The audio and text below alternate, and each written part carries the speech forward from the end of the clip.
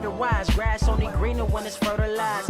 Gave them truth in these songs, they prefer to lies. Destiny beautiful, adrift in her purple lies. You can't see me, you Stevie. Wondering how I reach more evolutions than Evie and make it look easy. Man, dream on, yeah. Dream on, Dreamweaver.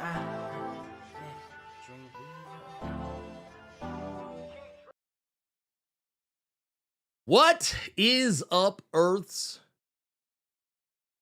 mightiest subscribers? It is your boy Ernie, the Blerd Without Fear. Got the homie Carter presents. Welcome to episode.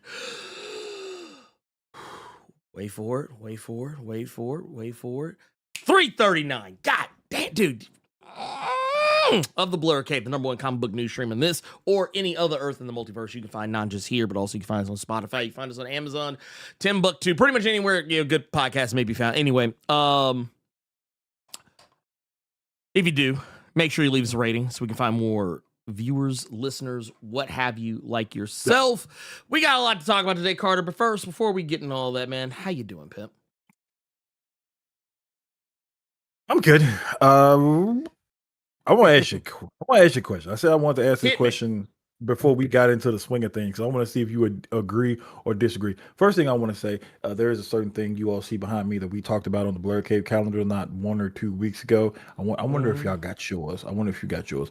If you didn't, we'll get into that. We get into that. the more we discuss it.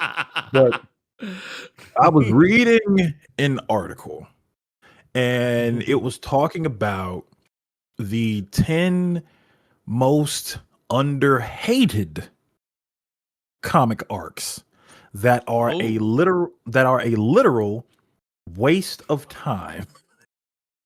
So I'm pretty sure Age of Revelation gonna be on it next year. But that was the reason.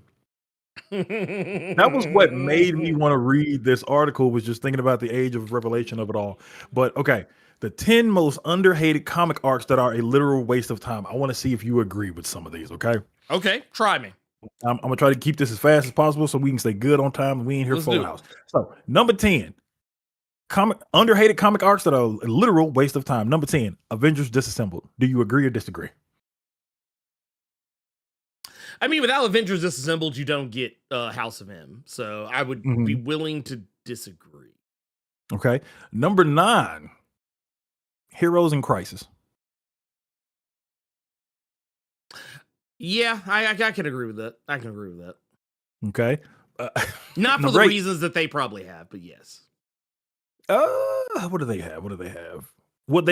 According to this, they ended up retconning Wally's involvement in that entire story. So there's no long-lasting ramifications of what he did in there. So it was a little waste of time. Yeah, okay. That is actually a waste of time. Okay. Number 8, Age of X-Man. Yes. Yes. Wait. Yeah. I was about to say Age of X-Man, the one that came after X-Men Disassembled, right? Yes, there's an Age of X-Man. Yeah. He comes back. Jesus X-Man. Jesus Summers is what they like to call him. Jesus Summers. I'm gonna skip some of these. I just want to know where we're gonna skip numbers right now. I'm gonna just see if you agree. Superman Grounded. Just if you need a refresher, this was after all the new Krypton shenanigans, right? And JMS was basically having Superman pull a Forrest Gump, where he just started walking across America. Yeah, I'm good. Okay. I don't read Wonder Superman Woman. To see Okay. Wonder Woman War Torn, which was supposed to be like the New 52 introduction of Donna Troy and turning her into a villain. Yeah, that was a waste. Okay. Mostly because it was stupid, but that's another story altogether. Yeah. If you say this one was a waste, I'm willing to push back on this. Underhated comic arcs that were a literal waste of time. Onslaught.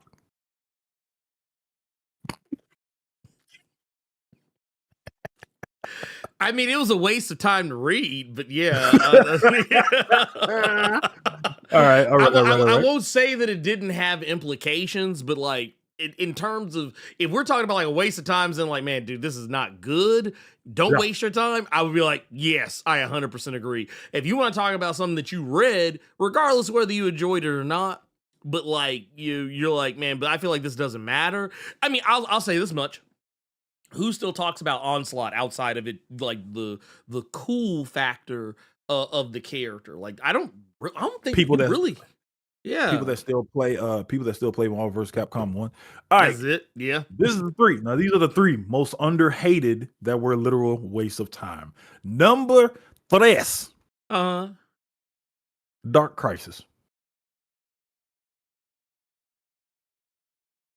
Dark Crisis was fine. Now, I will say, you want to talk about okay, I will agree and this is the only reason why I agree with Dark Crisis. Everything they set up at the end of that book never came to fruition. Yeah. You know what? Yeah. I'll give you that. I'll give you that. It literally says Dark Crisis failed to show the next generation. Yeah, okay. It did. Number 2. Now, this one I absolutely disagree with. Civil War 2.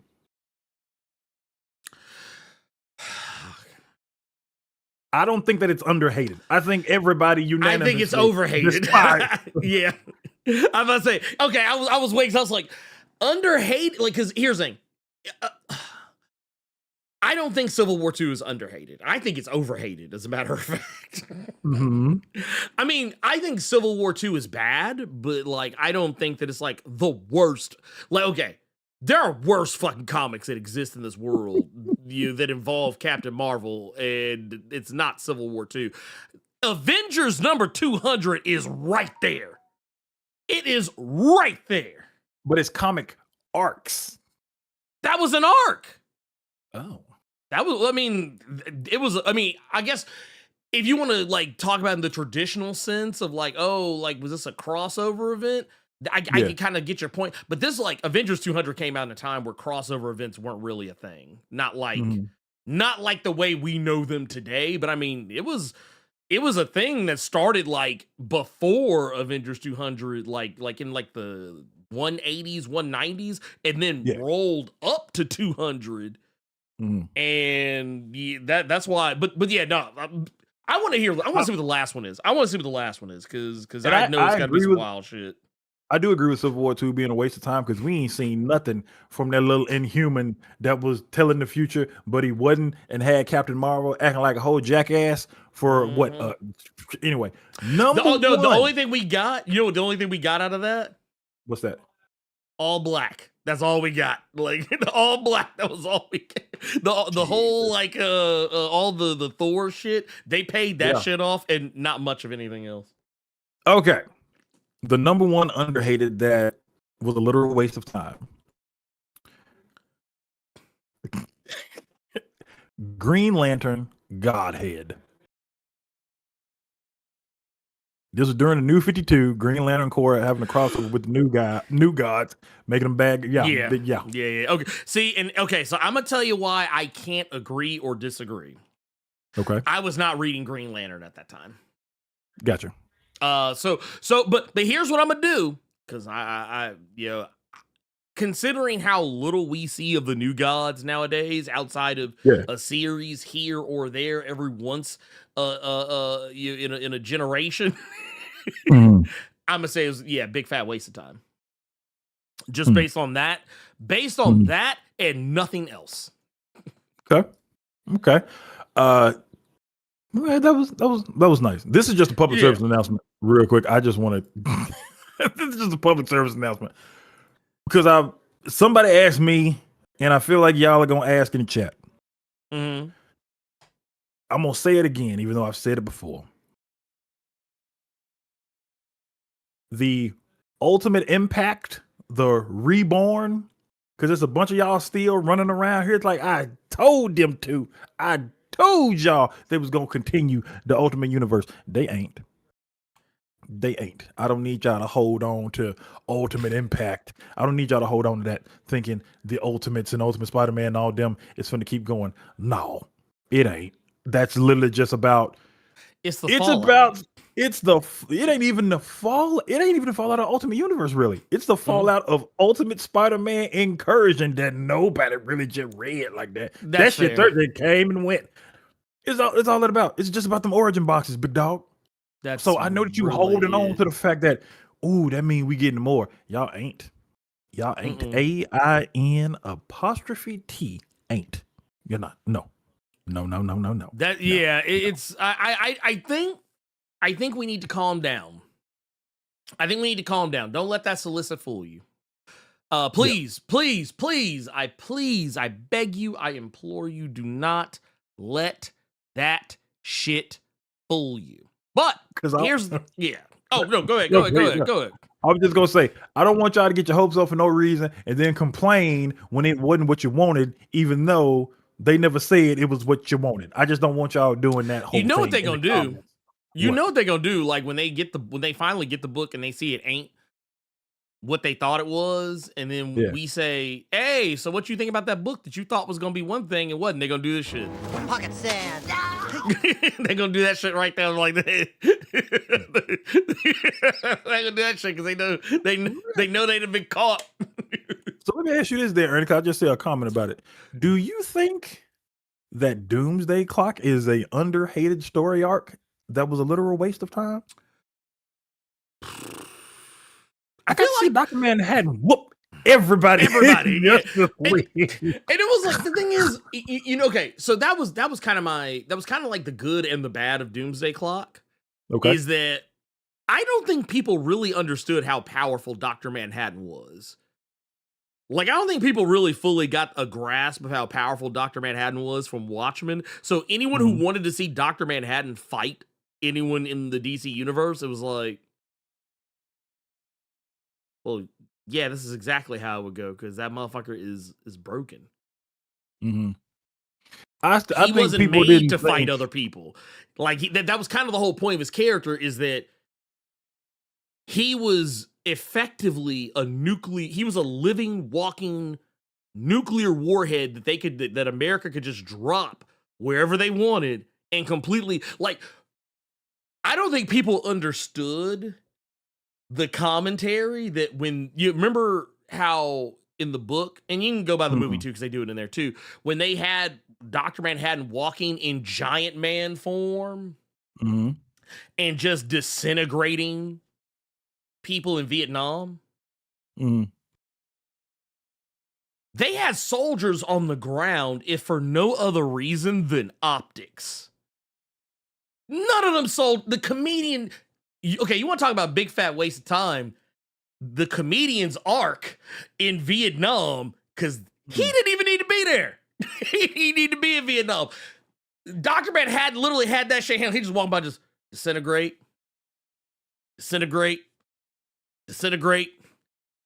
Oh yeah, I got you too. Disintegrate. Like, it was like no actual person needed to actually be there. Dr. Manhattan well, no, he had draws on. He had draws on in that particular instance. But like, he could have walked out there with his dong out, just swinging, and it just would have been pew, pew. Yeah, I didn't think you were going there when you brought up the comedian. I didn't think you were going that route. I thought you were going to use it. I thought you were going to try to segue into saying that before Watchmen was a waste of time. Oh, now that is a big fat waste of your time. You want to talk about something that's a waste of your time? Oh man, and I disagree with whoever put this in the chat. I can't find you, but I remember it because Ernie despises that thing. Somebody said Night Terrors. Night Terrors is not underhated. Nah, it ain't.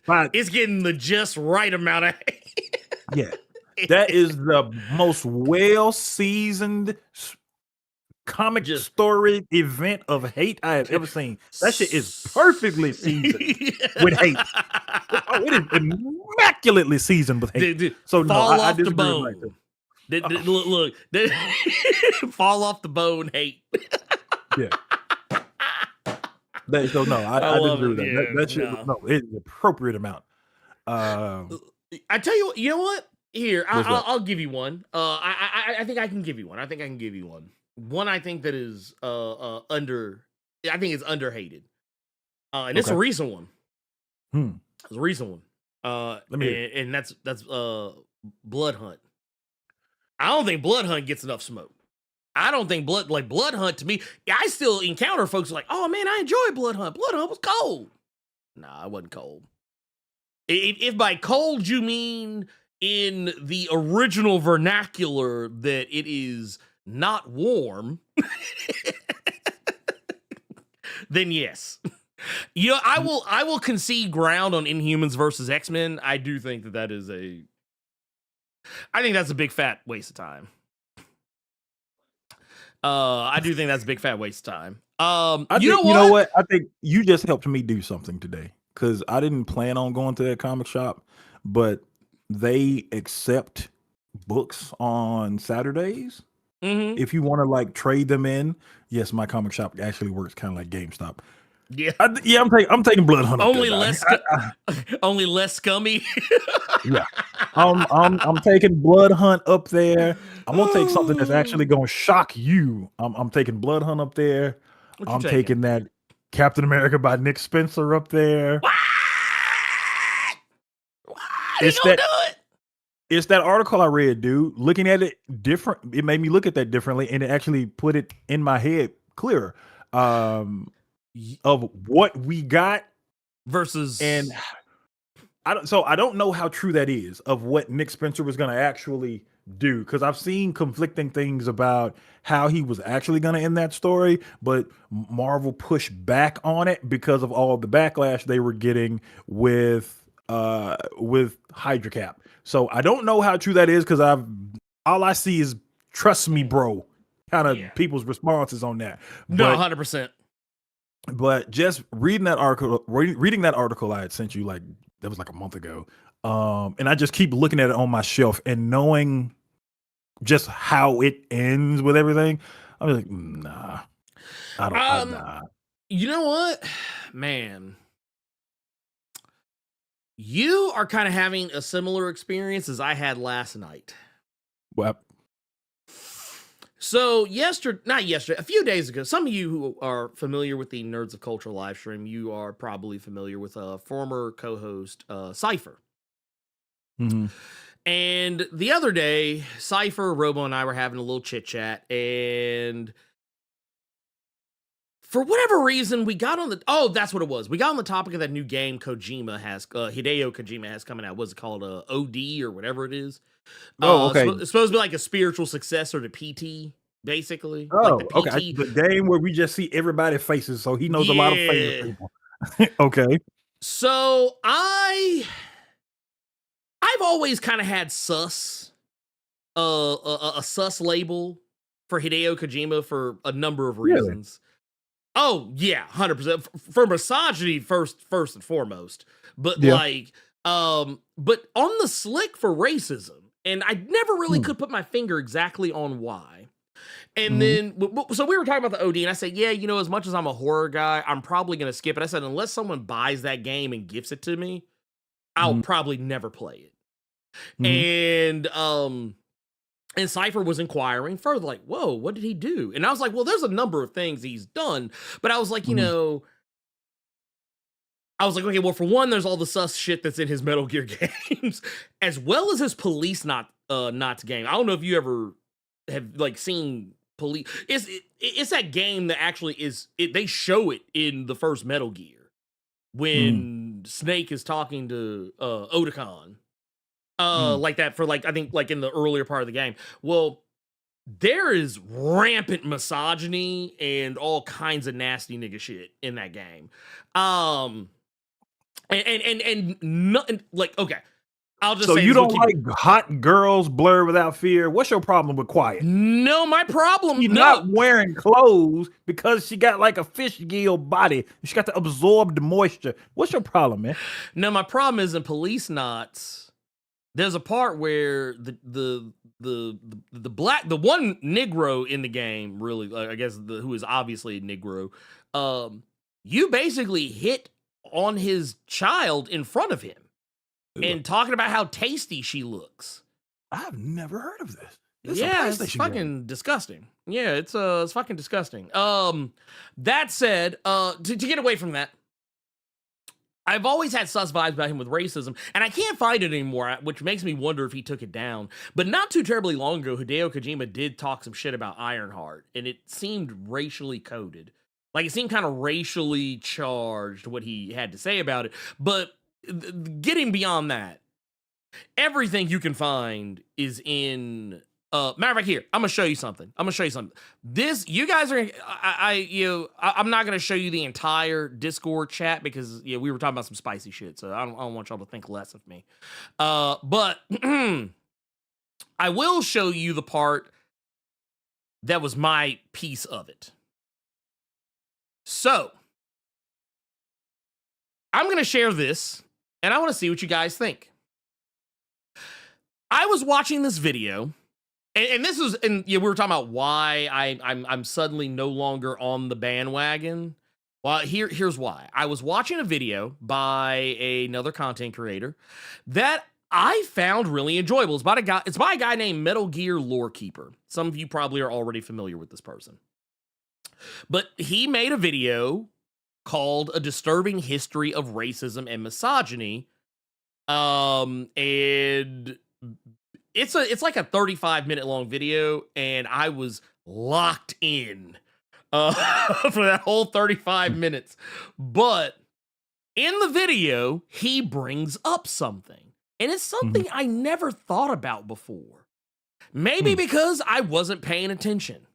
Maybe it's because I just chose to have blinders on. Maybe it was because I was too ready to get back to hiding in boxes and snapping niggas' necks. I don't know. But Carter, I want to show you something. I want to show you something. Okay. And I want to see if you can spot the problem. I'm not going to tell you. I'm not going to tell you what to look for, but I'm just going to pull up a picture, and I want you to just look at it and then tell me what you think the problem is. All right. Let me do this for you audiophiles. He's showing me a MGS1 art piece of Naomi Hunter from Metal Gear Solid 1. She's from the US. She's 165 centimeters. I hate that they do that shit. Foxhound's chief medical officer, a beautiful brown-skinned scientist. That is not a brown-skinned scientist. You found it. So here's the thing. This is actually from the Metal Gear website. Okay. This is an official image. And one of the things that Metal Gear Lorekeeper pointed out is she is the only character that has a profile where she is described by her skin tone. No one else is described that way. And then it made me remember, and I'll show you the actual, like, this was the Discord message that I left for them. I was just like, I'm gonna just leave this here. And I just kept zooming in and zooming in and zooming in and zooming in. Oh, but no, the whole thing was,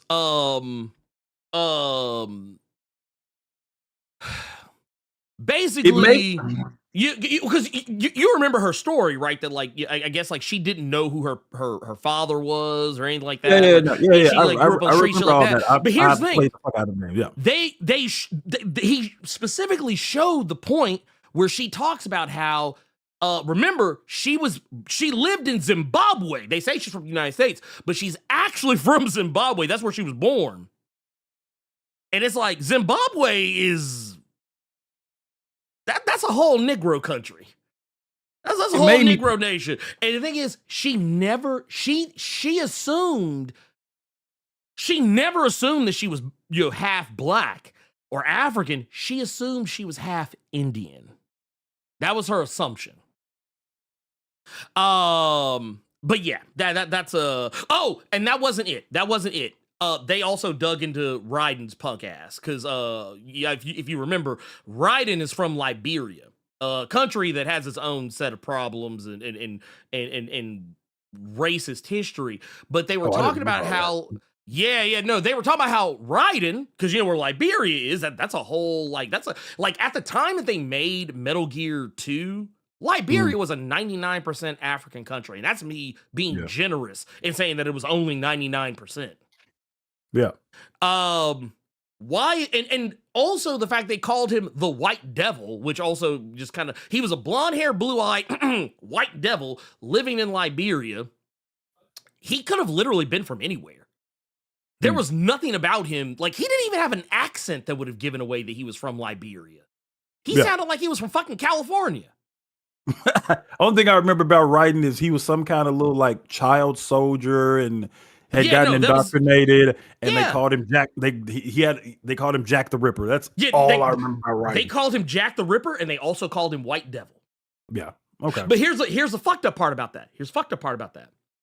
Do you know the only time they actually reference that it's kind of weird that Raiden is the whole white man supposedly from Liberia?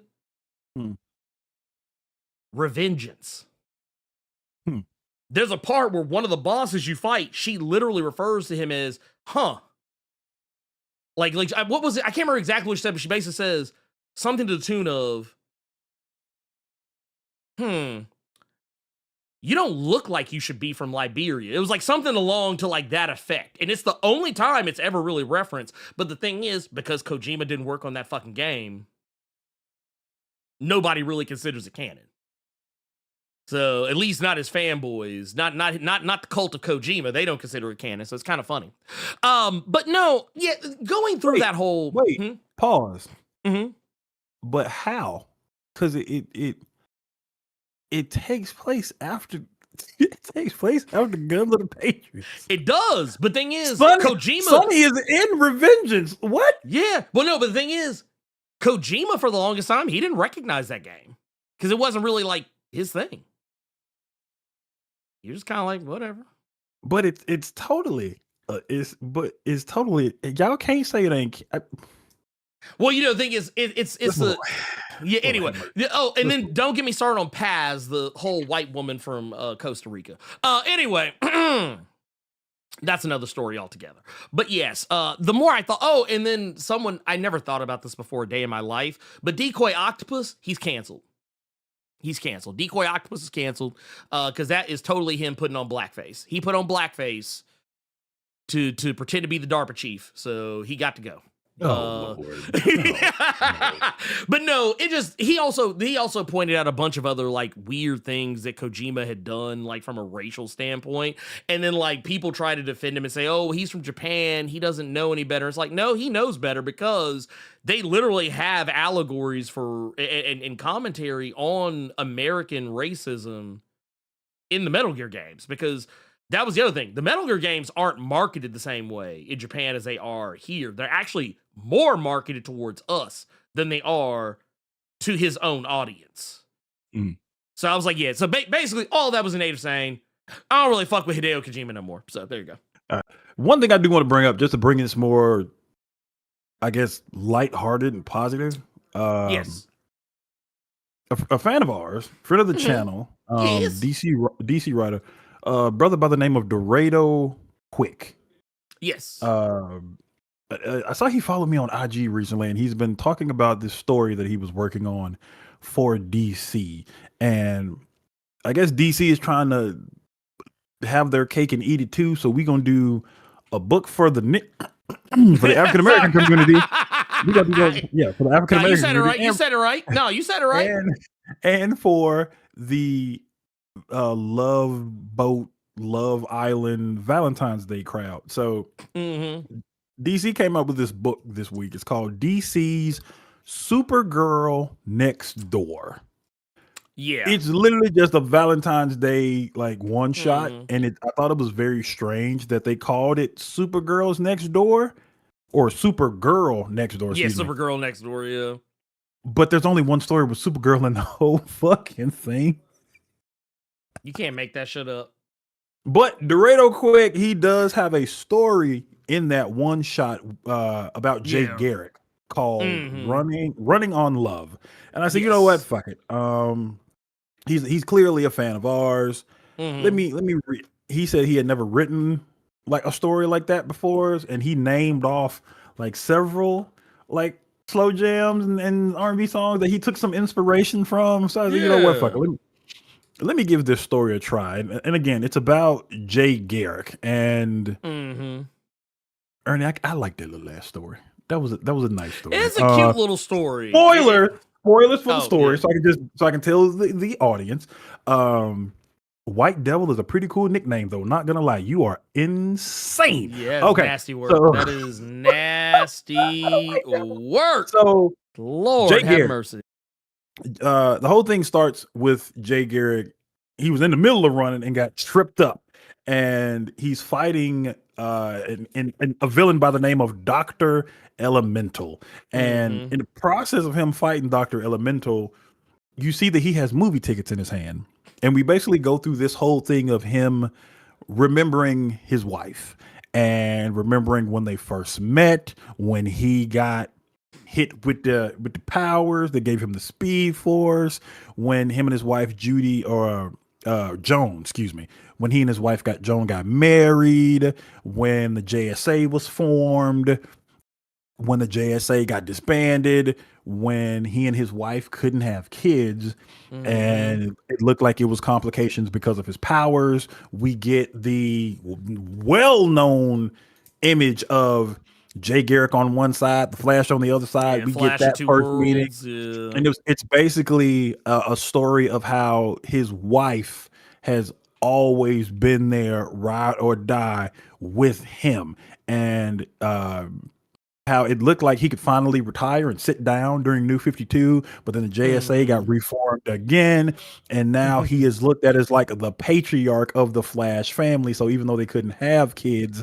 you see all these other Flashes that are from him. They have the family that they never got to have together like they wanted to. And then you end up seeing about Jay Garrick's daughter, Judy, who he didn't even know existed because of villains and shenanigans and stuff like that. But it was all to say that like he's remembering just how his wife has been there for him as a ride or die, and now this dude is fucking with him when he has 2 movie tickets, where it's clear he's just trying to go to the movies with his lady, and the guy takes the speed force from Jay Garrick. And Jay Garrick still whoops him, and he goes on about his business trying to get to where he needs to go with these movie tickets. And you basically find out that it's he and his wife's anniversary. So he's going to take her to the movies because their first date was to go see Citizen Kane. And when he finally whoops Dr. Elemental's ass and goes on about his business, you see him in a cemetery because his wife has passed. So he has the movie tickets, he has the popcorn. His daughter Judy, she's a speedster as well, she shows up, and it's basically a story about how she has always been there for him, and he's always going to be there for her, living or otherwise. So him and his daughter, with his wife's tombstone right there, they just sit there for the anniversary, and I think the daughter goes to get a projector together, and they all 3 of them watch Citizen Kane together for the anniversary. It was a little emotional, but I'm like, okay, that was fire. So I liked it. That was a good was a nice little story, man. That was a good one for somebody who doesn't normally go into that realm all the time, but just wanting to give a brother a shot. Let me see what's up. And yeah, that was a nice story, man. That was pretty cool. That was a pretty cool little one-off story in that comic. So it makes me want to read more from Dorado Quick. But hopefully you get more than just a story in a one shot. Hopefully with this story, man. I hope they do right by you, brother. That was a good one. That was to my understanding. That particular story, it's like 8 pages, I think. It's like 8 pages all total. Yeah. It was a good story. Like in the grand scheme of things, in a book that had like clearly over 80 pages of story, none of them were. I mean, actually, you know what? Unlike some like kind of anthology style, like one shots, whatever annual style deals like that, it's actually one of the few where I've actually enjoyed the majority of the stories in it. Usually, I always have like a few where I'm like, man, y'all could have left this shit out. But what I will say is, Gavin said, "Why are you doing this to me on Saturday morning?" I said, "Why are you doing this to me on Saturday morning? God damn it!" But no, it was some sweet shit. It was sweet, and honestly, I really like that. I really like that. Yeah, as a guy who's always had a soft spot in his heart for Jay Garrick, I actually think that's I was like, you know what? The world could use a little more, FaceTime with Jay Garrett. And I'm gonna tell you what else we can use FaceTime with these super chats. We got one, Let's got a go. $9.99 here. From J-Mo. from J-Mo SBM says, what's YouTube's top 10 black comic book with black characters of all time? Both of y'all list separately. Okay, well that's something we have to do. I tell you what, give us some time and we'll put it give us together, a minute. Let us get into other stuff. J-Mo, skill-based matchmaking. I'm assuming it says SBM. I'm assuming it's J-Mo skill-based matchmaking, dog. I don't know what you want from me. Look, man, we're just gonna roll with it. I ain't gonna lie. I'm gonna tell you, this shows you where my mind was. I thought it said single black male. But that's just, yeah. Anyway, look, Pocket sand. Don't worry about it. Don't worry about it, man. Don't worry about it. Okay, I tell you what. I'm gonna put together my list. I'm gonna put it together while we talk, because if I do this where we try and do this shit off the top of our head, we will literally be here for the whole show. So, I got like 6 of mine. I got like 6 of mine behind me. yeah. It's like for me, it's gonna be. Don't you look at my screen and cheat? No. I'm not even looking at your screen. I was actually looking at a book that was. Y'all can't see it, but it was a book that was in front of me. While he's doing that, carry on. We got another one from Highlight 915. He said, you're giving us 5. So thank you. He said, yes. How are we feeling about Wanda as Sorceress Supreme so far? And who are you guys' picks for the Royal Rumble 2026? Man, I couldn't give less of a fuck about the Royal Rumble. Man. But Wanda as Sorcerer Supreme, how many volumes is this still Steve Orlando? I gotta pull this up. Because if this is I think it might be. Hey dog. I mean this with all due respect. How many goddamn relaunches have they done? How many? Well, because they did like a Wanda and Vision thing, and then they did I don't know. Yeah, it's still Steve Orlando. So yeah, basically Steve Orlando is just goddamn Scarlet Witch. How many times they gonna split this man shit up and then just keep him on the book? You said Steve has about 45 Wanda stories back to back. Yeah, because you why gotta think couldn't about y'all just keep it on one volume and just let him go? G. Willow Wilson doing it. Well, no, because it's so funny to me because he started on Scarlet Witch. Yeah. God, bro. This is gonna fuck your head up. So check this out. Let me hear it. So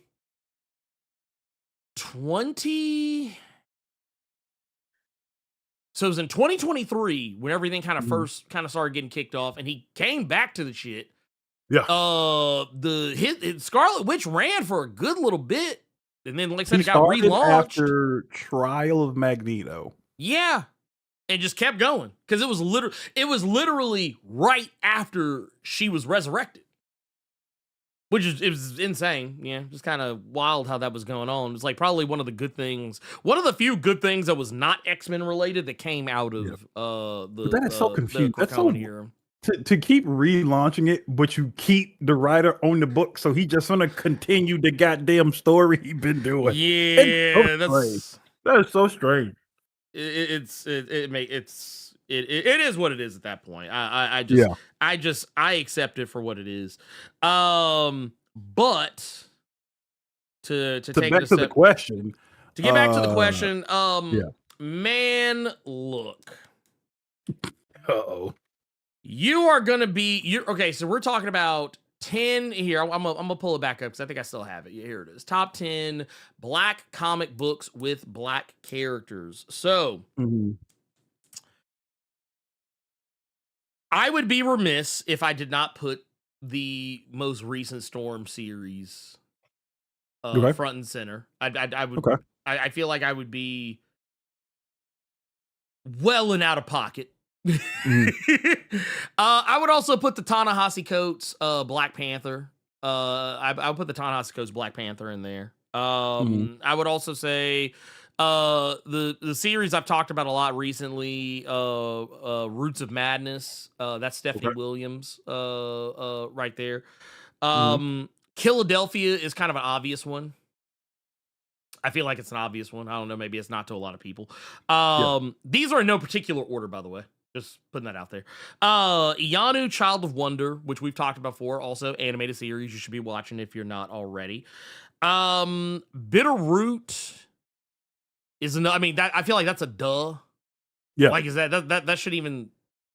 It shouldn't even surprise anyone. The Eve L. Ewing Ironheart series is another.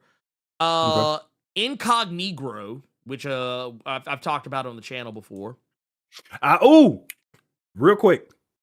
Yes. I finished it. I finished that at the library. Oh, talking about the. Okay, yeah. Was it the first? Okay, gotcha. I thought to say the first or second. Yeah. Hey, how he got old boy at the end? I'll just say this here, just in case no one knows what I'm talking about. Yeah, here we go. So this is the first book right here, Incognegro. Really good book. Yeah. Very, very, very, very, very good book. It does have some subject matter that might make you uncomfortable. Yes. I will say that, but that was a good. That was I like that ending. This was one. Woo! No, basically, for those who don't know what it is, Incognegro is exactly what it sounds like. It's about a black man who can pass for white, you know, and basically he tries to expose. He's basically trying to expose the Klan during what is effectively the height of the KKK in terms of like their presence and power in the United States, specifically in the American South. Yeah. And I can't. I don't really know what else to say beyond that. I will also. Speaking of, I will put up. They Choose Violence. That's another one that I would put. That I would toss my my hat into the arena for, and maybe this is recency bias. Yeah. I mean, yeah, we'll fuck it. We'll say it's recency bias. Mr. Terrific Year One. So that was okay. So that was actually one of mine. I would have said the Terrifics, but I'd have to. If I say the Terrifics, I would have to group the Terrifics in its entirety, and I didn't really like the Jean Luen Yang portion as much as I like the Jeff Lemire portion. So I'll say Mr. Terrific Year One. I'll give you Bitterroot. I'll give you Icon and Rocket Season 1. I will give you Static Shadows of Dakota. I'll give you Black Panther, the Most Dangerous Man Alive. I will give you. I would have said Black Panther, Man Without Fear. I actually kind of blanked on that. So when I say the Most Dangerous Man Alive, I'm talking about that the arc run. after. Yeah, no. The run. Yeah. Yeah, because that's what they call the whole run when you buy it together. That's so weird now because they used to not do it. They used to not. Yeah, that's the only reason I said it like that was because that's how the trade groups the Man Without Fear stuff portion of it. I will say Power Man and Iron Fist from Sanford Green and David F. Walker, the same creative team that did Bitterroot. I will say, I'll say Green Lantern Mosaic. That was the Jon Stewart. That was the Jon Stewart one, yeah. Yeah, that was Jon Stewart. I'd say Mosaic. And how many did I just say? Far Sector would absolutely be on that list. I enjoy Far Sector. Yeah. So what's that? Far Sector, Mosaic, Power Man and Iron Fist, Bitterroot. You said Black Panther, Most Dangerous Man Alive. Black Panther, Most Dangerous Man Alive. Static, Icon, and Rocket. Give me Sirens of the City at number 8. Yeah, I really enjoyed that one. It's just that ending did piss me off, but give me 2 more. I got you. I gotta give you 2 more.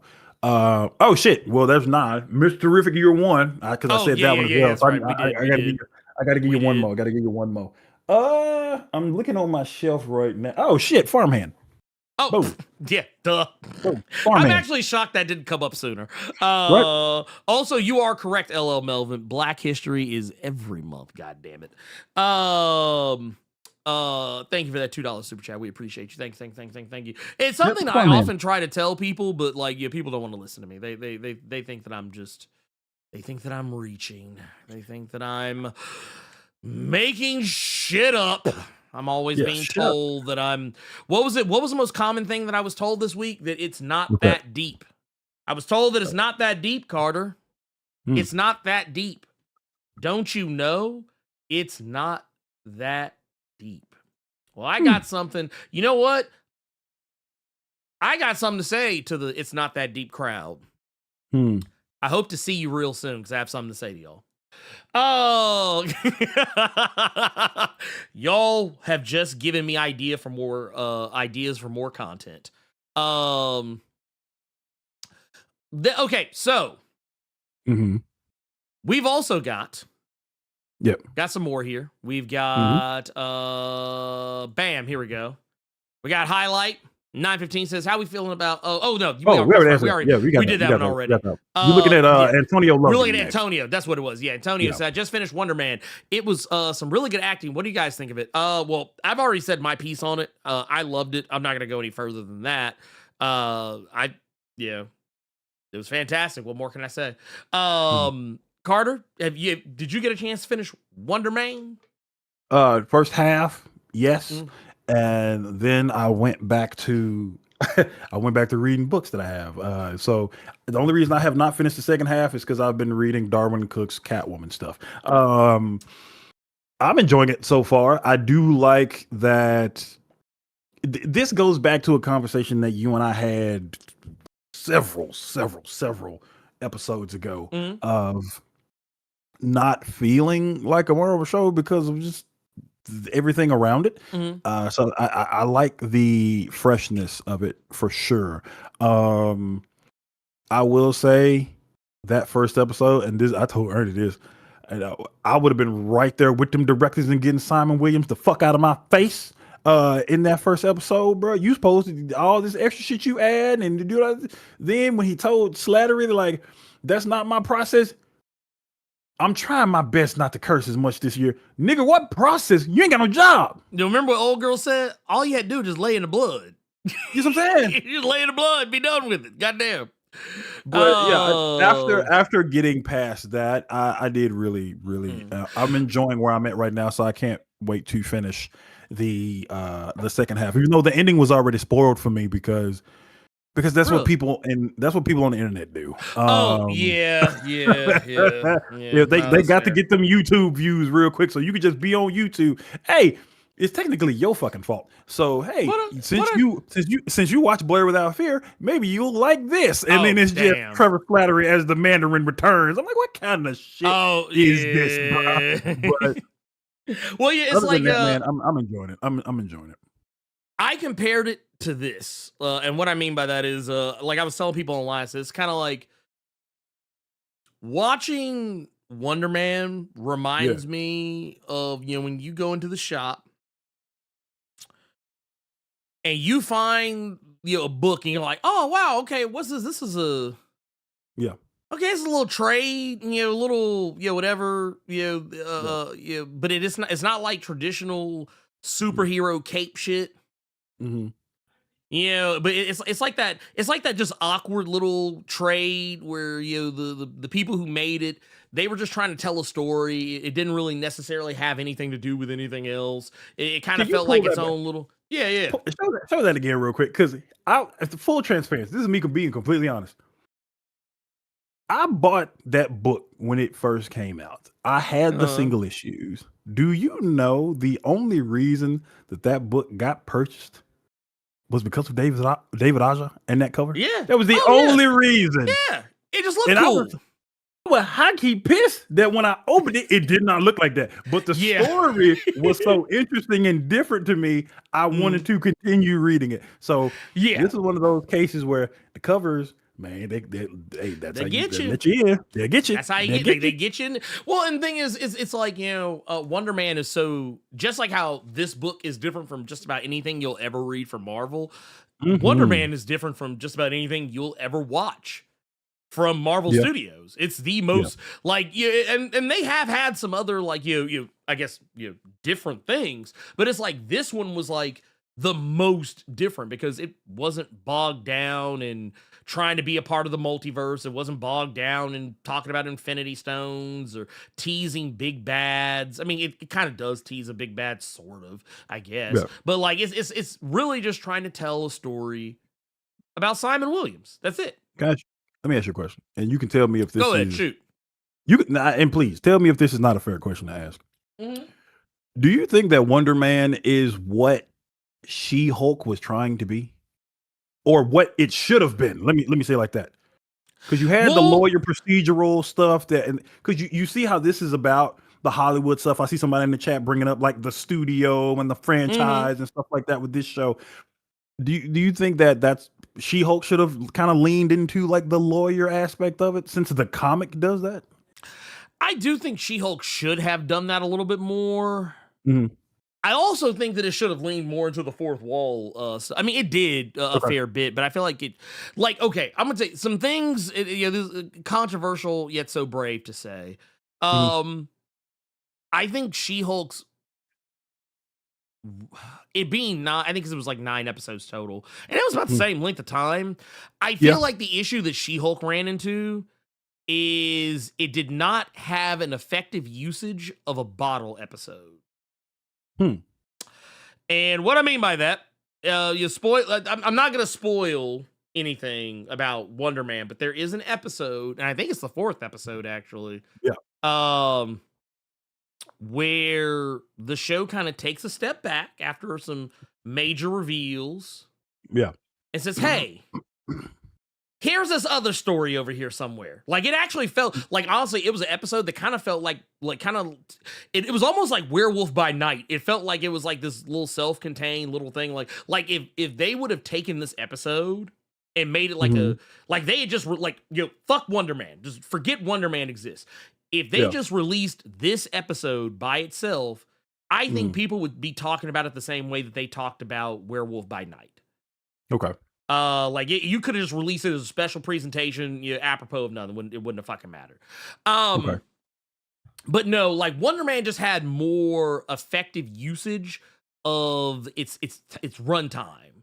It didn't feel like any time was wasted. She-Hulk, I could actually make some cases where not entire episodes out, like, and for people wondering what episode I'm talking about the Madison episode. I like Madison. I think she's fantastic. I think she's funny. I think that whole episode's hilarious. However, the show kind of just stops. Like, at least in the case of Wonder Man with that 4th episode, even though it's a bottle episode, it still moves the plot forward because it expounds on shit that is being talked about in the show, like, oh, the doorman clause, or like, or the doorman you keep hearing about doorman throughout the first 2 or 3 episodes, and it's like, oh, this is why this is why this is a thing. And I feel like with the Madison episode of She-Hulk, it doesn't really do anything like that. Like, it does, sort of, but nowhere near as effectively as Wonder Man did. But yeah, I do think they should have leaned more into the lawyer aspect of it, and maybe even the celebrity aspect of it, just a little bit more. And I think maybe it would have been. I still love She-Hulk, though. I think it's a great show. Yeah. But I think in terms of if you want to talk about which show did the whole slice of life, I'm a superhero but not really type of story, I think Wonder Man did it better. Okay. That said, we have another super chat here. Yes, we do. And this is from Lila824. Says, "What's up, gang? I was at my LCS and overheard the owner say that Marvel's art is horrendous." Oh, damn. Okay. Oh, that's a lot. Anyway, me personally, I haven't noticed it. My artistic ability is non-existent to judge an artist critically. What are y'all's thoughts? I feel like we can say that for that LCS owner, because he owns the shop. I feel like if he had any kind of comic ability, he would be bigging up his comic that was on the shelf. But you didn't put that in the super chat. Thank you for the 19.99, by the way. But yeah, I think he's saying that about whatever book he is reading that's not up to his standards. There's way too many different artists over there that are different. Now, if he That's where you need some specificity there. What book is he talking about? What artist is he talking about? Because if he's talking about Greg Land, it's not horrendous. It's just the same stuff. If he's talking about that dastardly fiend Brian Hitch, I would kind of understand what he meant. But no, I can't get jiggy with that comment. No, fuck out of here. No. And I'm sorry, but don't sit here and tell me that Marvel has horrendous art when this shit is right here. Hey yo, don't say that shit to me. That shit's literally just sitting right there. Come on now. Anyway, yes. What is wrong with you? I'm sorry. I'm sorry. You're supposed to be beating the allegations that you always going at your old people. This nigga I'm sorry. Hey dog, I don't have a problem. Right there. Now I will say that art is better than that. Wait. No, I ain't gonna let you do me like that, brother. I ain't gonna let you do me like that because I'm right here. I'm right here with it, Pippin. I'm right here with it. But I'm gonna say something that a lot of people aren't willing to say. I think I know what it is. Are you gonna say that we can tell with them two static books? Actually were trying? You were trying? Yes, and that you had more time or that you used your time more effectively. I think what people need to understand is that yes, you're gonna encounter bad art, or I won't say bad art, you're gonna encounter art that you don't like. You're gonna encounter art that, because art is subjective. Art is it is subjective to the eye of the beholder. Yes. And what might look pleasing to me will probably look terrible to somebody else. And there are people out there, like kind of as our super chatter just said, that their artistic ability is non-existent, to judge an artist critically. But here's the thing. I respect that. I respect that, because you know what? There are a lot of people out here in this world who don't have the capacity to recognize that. Like, because I tell people all the time, because I remember when I first started, and man, I didn't mean to go. I'm going to go off on a rant here just for a minute. I promise we're going to get to what we're here to talk about. But let me say this real quick then. Do you think, King? Do you think? Here's my recommendation for you, Lila. I want you to go back to that shop. And I want you to, if you would not mind, and then I want you to come back next week. Ask him what art does he perceive as fantastic when it comes to Marvel. If he tells you some shit from like the 70s and 80s, find yourself a new comic shop. Yeah, go somewhere else. Just ask him what he means and see how many years he go back. That's all I'm asking. Please, you know what? Ernie, go on your rant. And if that is your only LCS, because not everybody has multiple comic shops in their area. If that is your only option for an LCS, go hit the link in the description. Get 1 year. Get 1 year of Global Comics and find yourself better served. Closet space. You can save yourself from shelf space.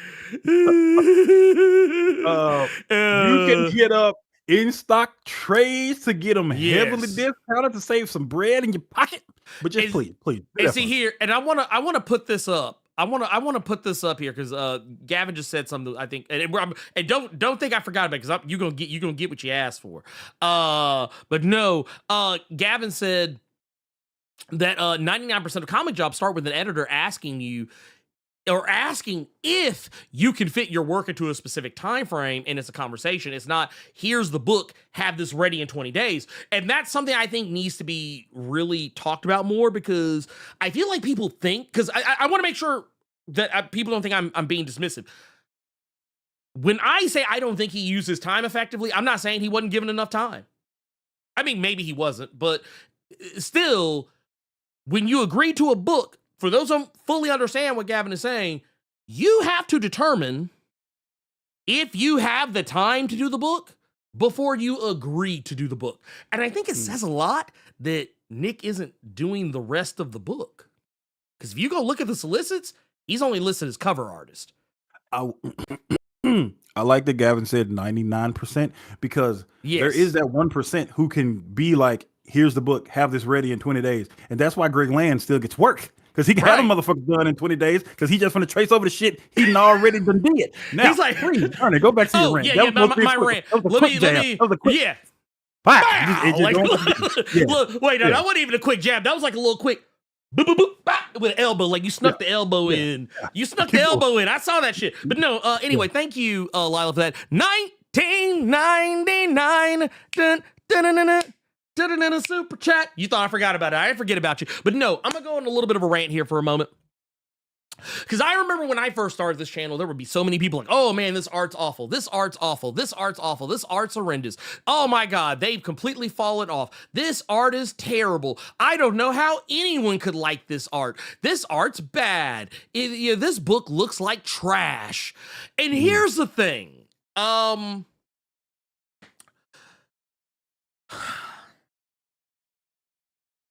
People were saying this about art that was, like, to me, objectively good looking. Daniel Warren Johnson, Laura. Yeah. When that one dude came here talking about how Daniel Warren Johnson art was bad. Bruh, okay, look. Okay, so, like, are you fucking... Okay, so check this out. This motherfucker literally tried to say that this looked like trash. Bruh, stop. Stop the cap.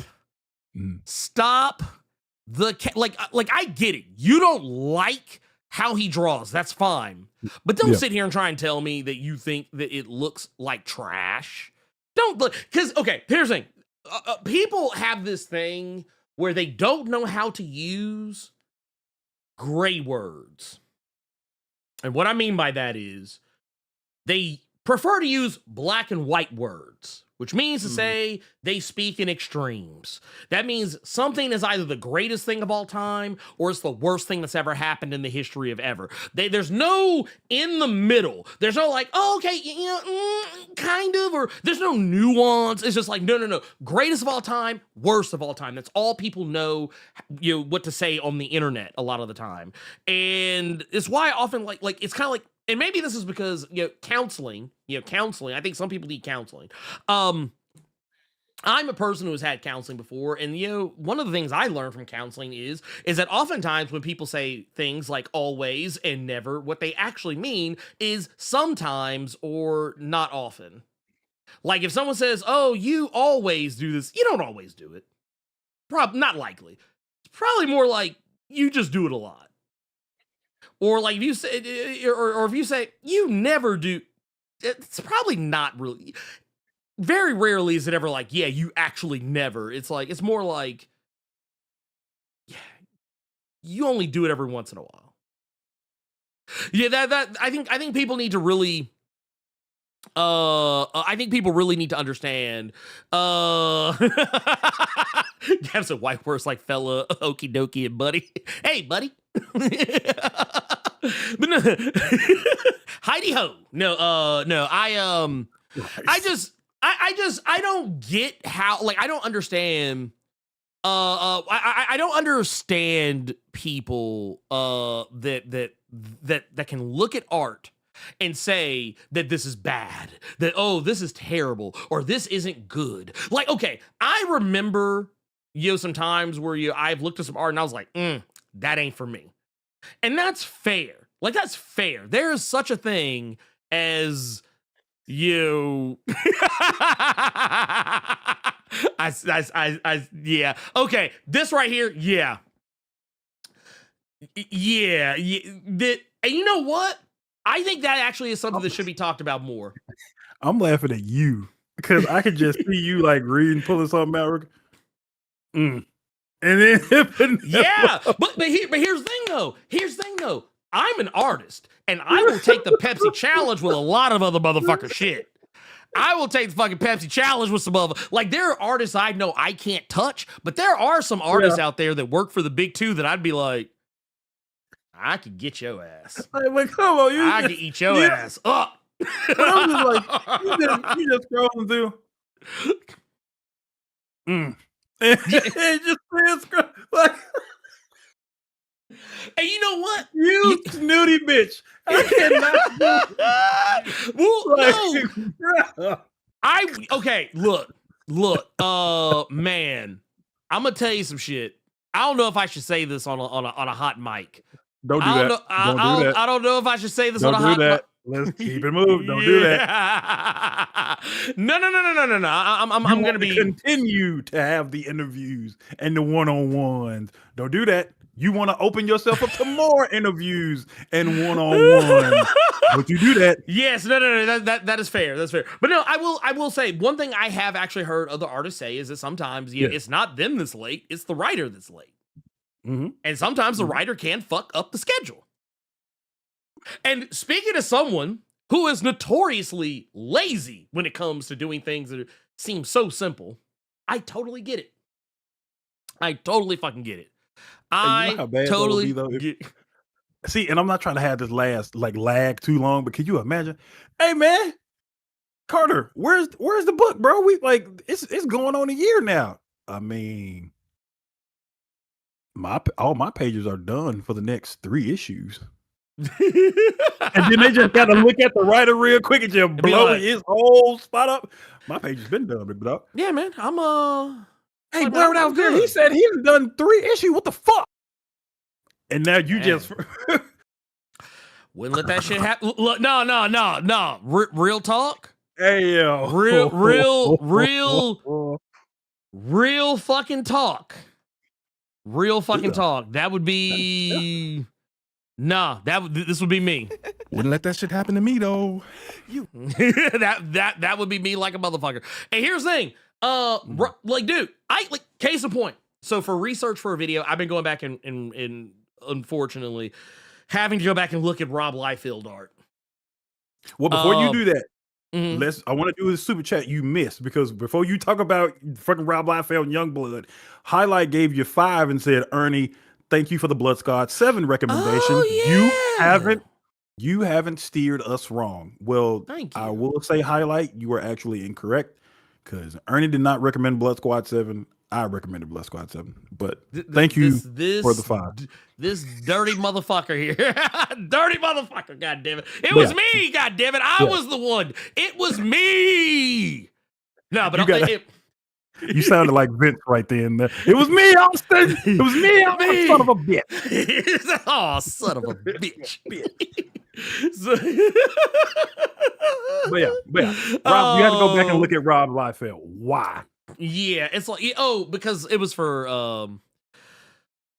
it was research for a video that I'm working on. I actually, oddly enough, for Blood Squad 7. I was going back and having to, because Blood Squad 7, once again, being a book that is supposed to be like, it's basically Youngblood, but with the serial numbers filed off. It references shit from some of those earliest issues of Youngblood. And what makes it worse, at a time where Rob was writing as well. So yeah. Anyway, that's a good question. Highlight. I was totally lying. I did not recommend that book. That was all Ernie. But no, Ernie did not steal Carter's thunder. That book was all Ernie. That Blood Squad 7 is all Ernie ass. I like how quick they believed it though. I love it. Damn, that's crazy. That's crazy. Eric Shanower or Joe Mad? Who's slower? Well, you know what? I think Joe Mad would get that championship. The Joe Madureira Award. Yeah. No, I have to give it to Joe Mad. I have to give it to Joe Mad, because that motherfucker. Look, we still ain't seen hide nor hair out of Battle Chasers. Y'all getting copy and pasted ass video games from whatever the name of his goddamn game company is. Jesus Christ. Oh my God. Yeah, wait, actually Ernie, we've gotten 4 Darksiders games before that nigga finished Battle Chasers.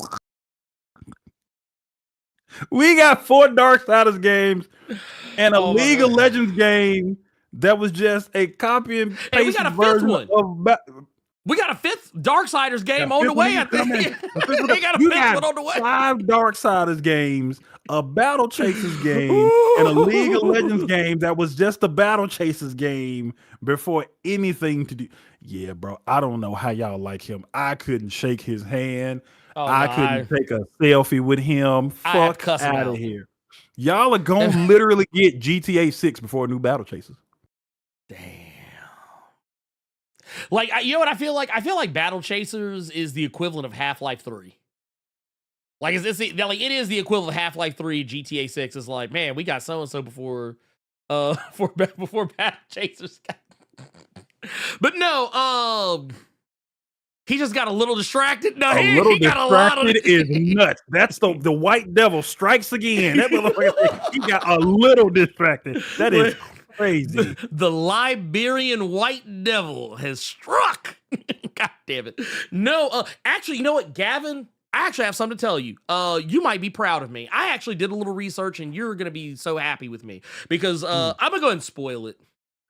You know how I like to spend a little extra time in February doing stuff on Black History Month, focusing on characters that people don't really talk about. Okay. I'm going to be doing a video about one of the most controversial characters in the history of comics in regards to blackness. Captain Carrot. No. Voodoo of the Wildcats.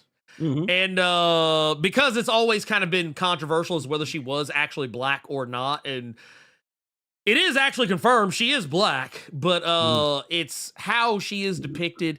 And I actually do spend some time going into the difference between not a lot, but I do spend a little bit of time going into the difference of what actually makes someone Creole the way people typically use the term Creole. So you might be proud of me on this one. Well, I'm just gonna go ahead and put that out there.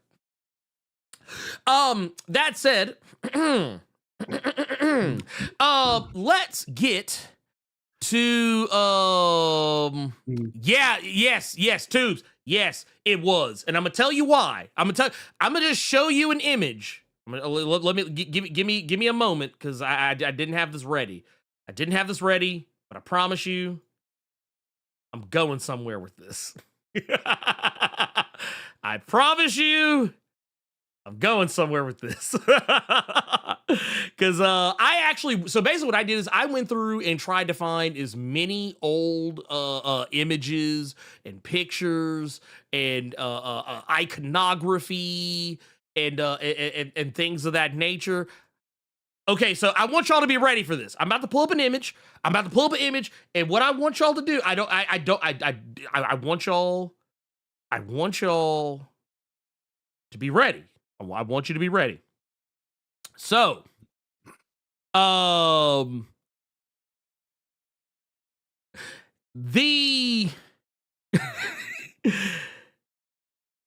of y'all remember here, let's pull up like this. How many of y'all remember this cover of Voodoo? The actual series Voodoo. How many of y'all remember this cover? I'm just gonna zoom in a little bit. That woman looked light. That woman looked white. That woman looked white as fuck. Yes, Alan Moore, as a matter of fact, did write that series. Just to put it out there. I'm also going to bring up. Let's see, can I find it? Here we go. Bam. Here's another one. Matter of fact, here. Let's zoom in a little bit. Matter of fact, let's make her a little bit more. Damn, that looks like a whole white woman. Ain't that about a bitch? No, actually, Screwface Capone, she was a stripper off rip. She was a stripper in the original Wildcats book. Like, literally, issue 0. She was a whole stripper. Now, here's the funny part about that. She used to always, the way people would color her was always inconsistent. Wild inconsistent. And I'm gonna tell you why it was wild inconsistent, in case anyone was wondering why I might say such a thing, such a controversial thing. It is because when we initially first started seeing Voodoo in the Wildcats books, she used to actually have coloration that was more or less consistent with let's see, can I get this to do Like, yeah, here we go. Bam. So she used to have coloration that was a little bit more consistent with what an actual black woman should look like. Mostly. But as time progressed, what? I saw a comment there because you kept saying that.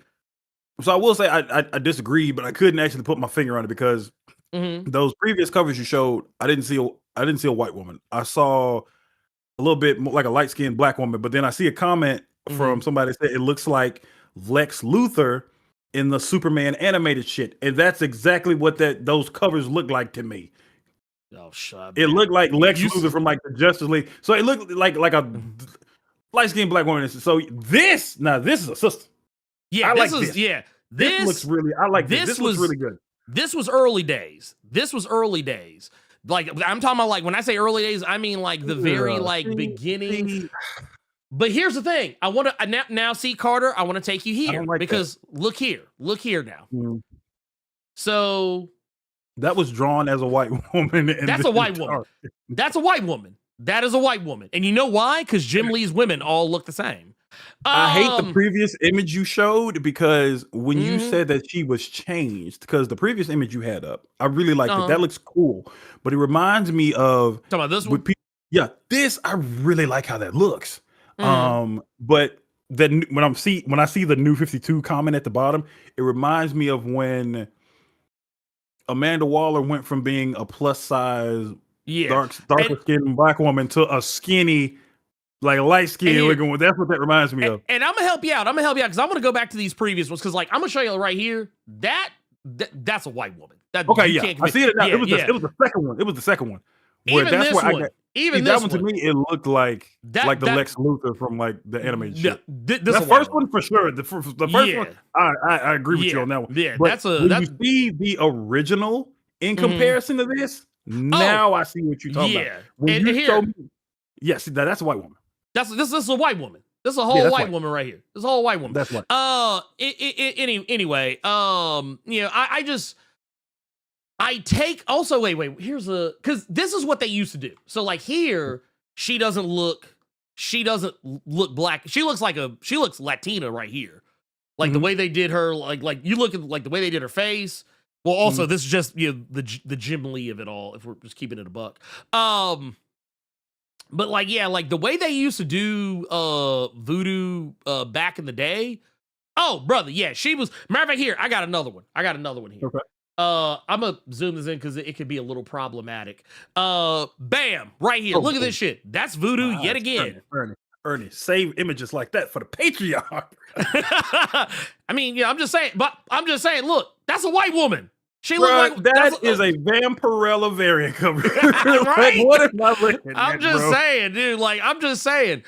That is the type of shit I'm talking about because then, like, her. Oh, here. This is another one right here. Look at this shit. Like, what the fuck? That's Starfire's sister. Look, that ain't even Blackfire. That's Whitefire. That's Whitefire right there. Get the fuck out of my face, that bullshit. But no. And this is after they literally had some pages where it's like, okay, there's her staring down Zealot. Deirdre, get out. La Diable Blanc. Look like name is Mackenzie. Her name is Mackenzie.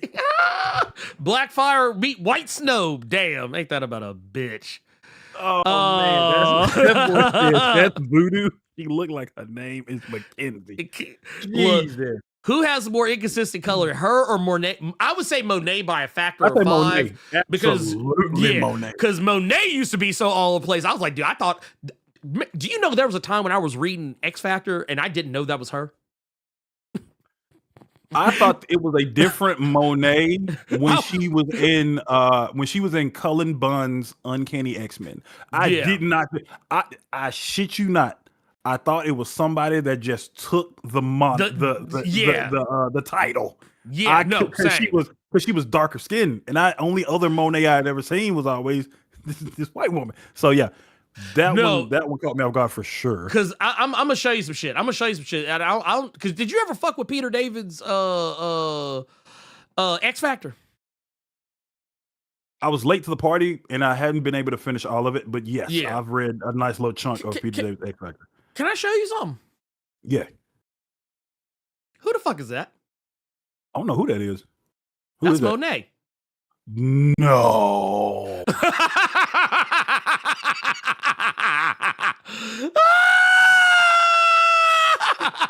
You know,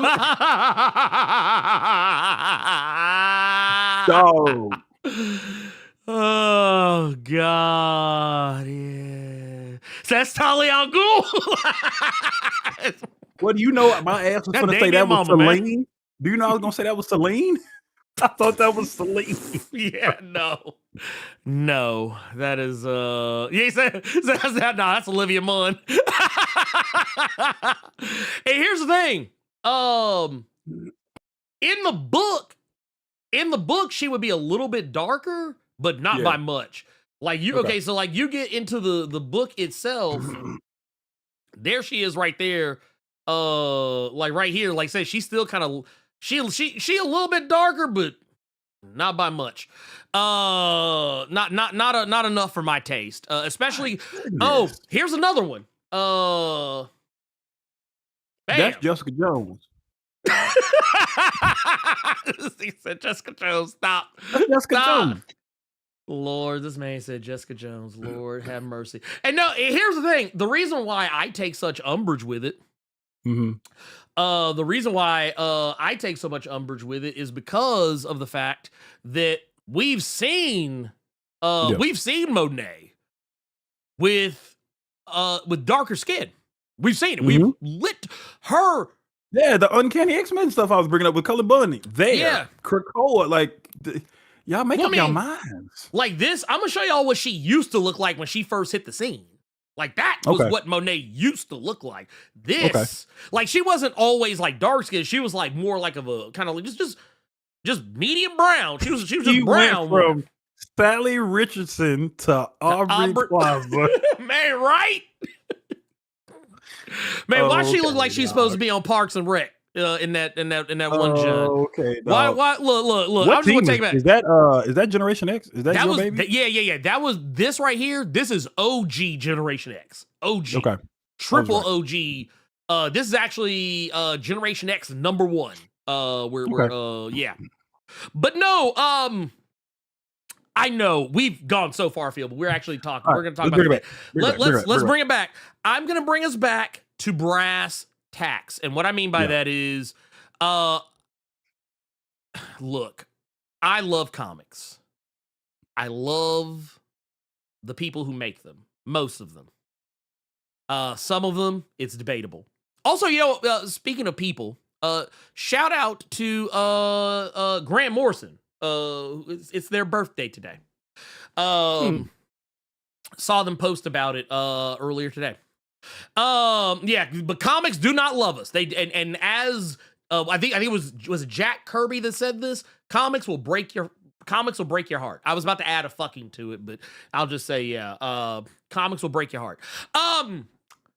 That said, I have a problem. I got a bone to pick, and it's mostly with DC, but I also have some beef with Marvel in this regard as well, so let's just get into it. Big two, I'm not going to say big three in this regard because Image is largely free of this. But there is a third. There is a third. It wasn't until you and I's conversation yesterday that it completely clicked. I'm going to tell you what I mean when you go into it. Please. Cool. So, I don't like how DC and Marvel treat Black History Month. Because I want to go back to something someone said earlier. I believe it was L.O. Melvin who said Black History Month is all the time, every month. Marvel and DC only recognize it as just being in February. And I'm gonna tell you why I feel the way I feel about this, and you guys, I hope you all will follow me along on this. For one, I saw a picture. It was for a solicit that came up. This is for the upcoming new history of the DC universe, the Dakota Incident. This is coming out on February the 25th, and and here's why I'm taking umbrage with this is because DC will pull this bullshit where they will have like, oh man, look, we got the colors Yeah, man, we got the colors, man. It's Black History Month. Yeah, we look. I have this little gag that during February, every corporation is like, black, y'all, and I'm black, y'all, and I'm blacker than black, and I'm black, y'all. And they You gotta keep playing. You gotta keep playing it while I got this on screen. Oh, you gotta wait, keep playing. Oh, wait, Here. Here, I got you. black, y'all, and I'm black, y'all, and I'm blacker than black, and I'm black, y'all. This is a comic come with some ice cream. I don't know. It might shit. It might come with a bean pie if you're not careful. Oh wow. But no, I don't like this. I don't like this because and I'm gonna tell you why. I think it's okay if they want to put this banner up on their books during Black History Month. Fine, do it. I don't care. But here's my thing. Where are you the other 11 months of the year? Because something I wanted to point out, and I'm glad we actually got some clarification. So, okay, and I'm going to tell you, Carter, why I thought differently on this earlier before we actually went live.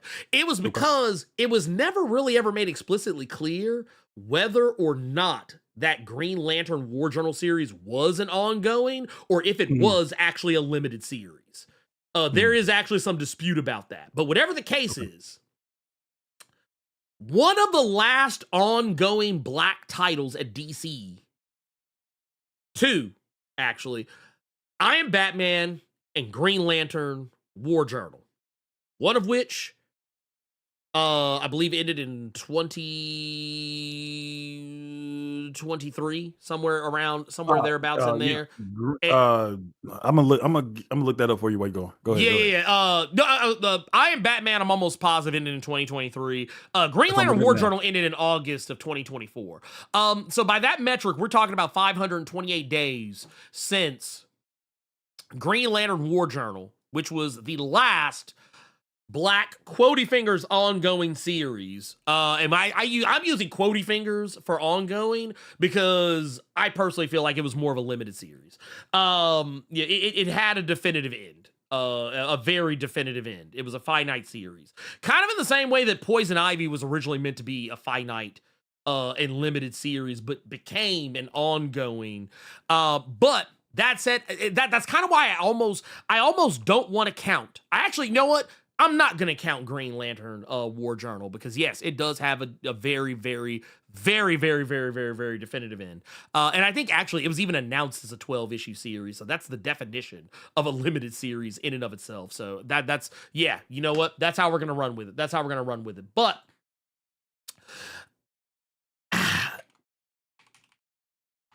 let's see here. How many days has it been? I want exact number of days. How many number of days has it been since February 14th, 2023? It has been 1,082 days since February 14th, 2023. Mm-hmm. Going Which was the last time DC had an official ongoing book that starred a Black character. I'm not going to count Green Lantern War Journal. And you know what? I'm going to take even further just because of the fact that, well, yes, Green Lantern War Journal, Black character, not written by a Black person. So there we go. We have at least in regards to I Am Batman, at least it was a Negro writing that book.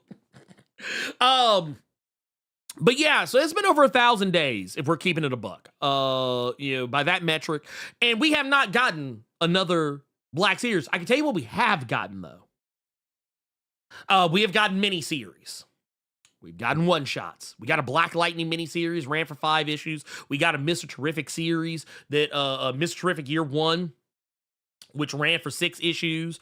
We also got the DC Power one-shot and the Power Company Recharged one-shot, about 2 months apart from each other. And then and then there was also, like you said, we had Green Lantern War Journal ran for 12 issues. So I don't like that whenever it's our shit, we don't get the same treatment. Like, all these other mediocre ass white characters are getting books, but we can't We can't tighten up Mr. Terrific. Nigga got a whole fucking movie out right now. He's motherfucker's a movie star. He's a movie star. I'm gonna use Joe Casey's terminology. He's a goddamn movie star. He's in the movies, goddammit. He's in the movies. He's a fucking movie star. Motherfucker's memed all over the place to hell and back. You can't get him an ongoing. Best you can do. They said the best we can do is 6 issues. Best we can do is 6, man. Why is it when it comes to black content? Why is it when it comes to black content we can only like they treat us like we're on Pawn Stars? Why is it they always treat us like that we're on Pawn Stars? Where it's like, yeah, man, best I can do is 5 issues, pimp.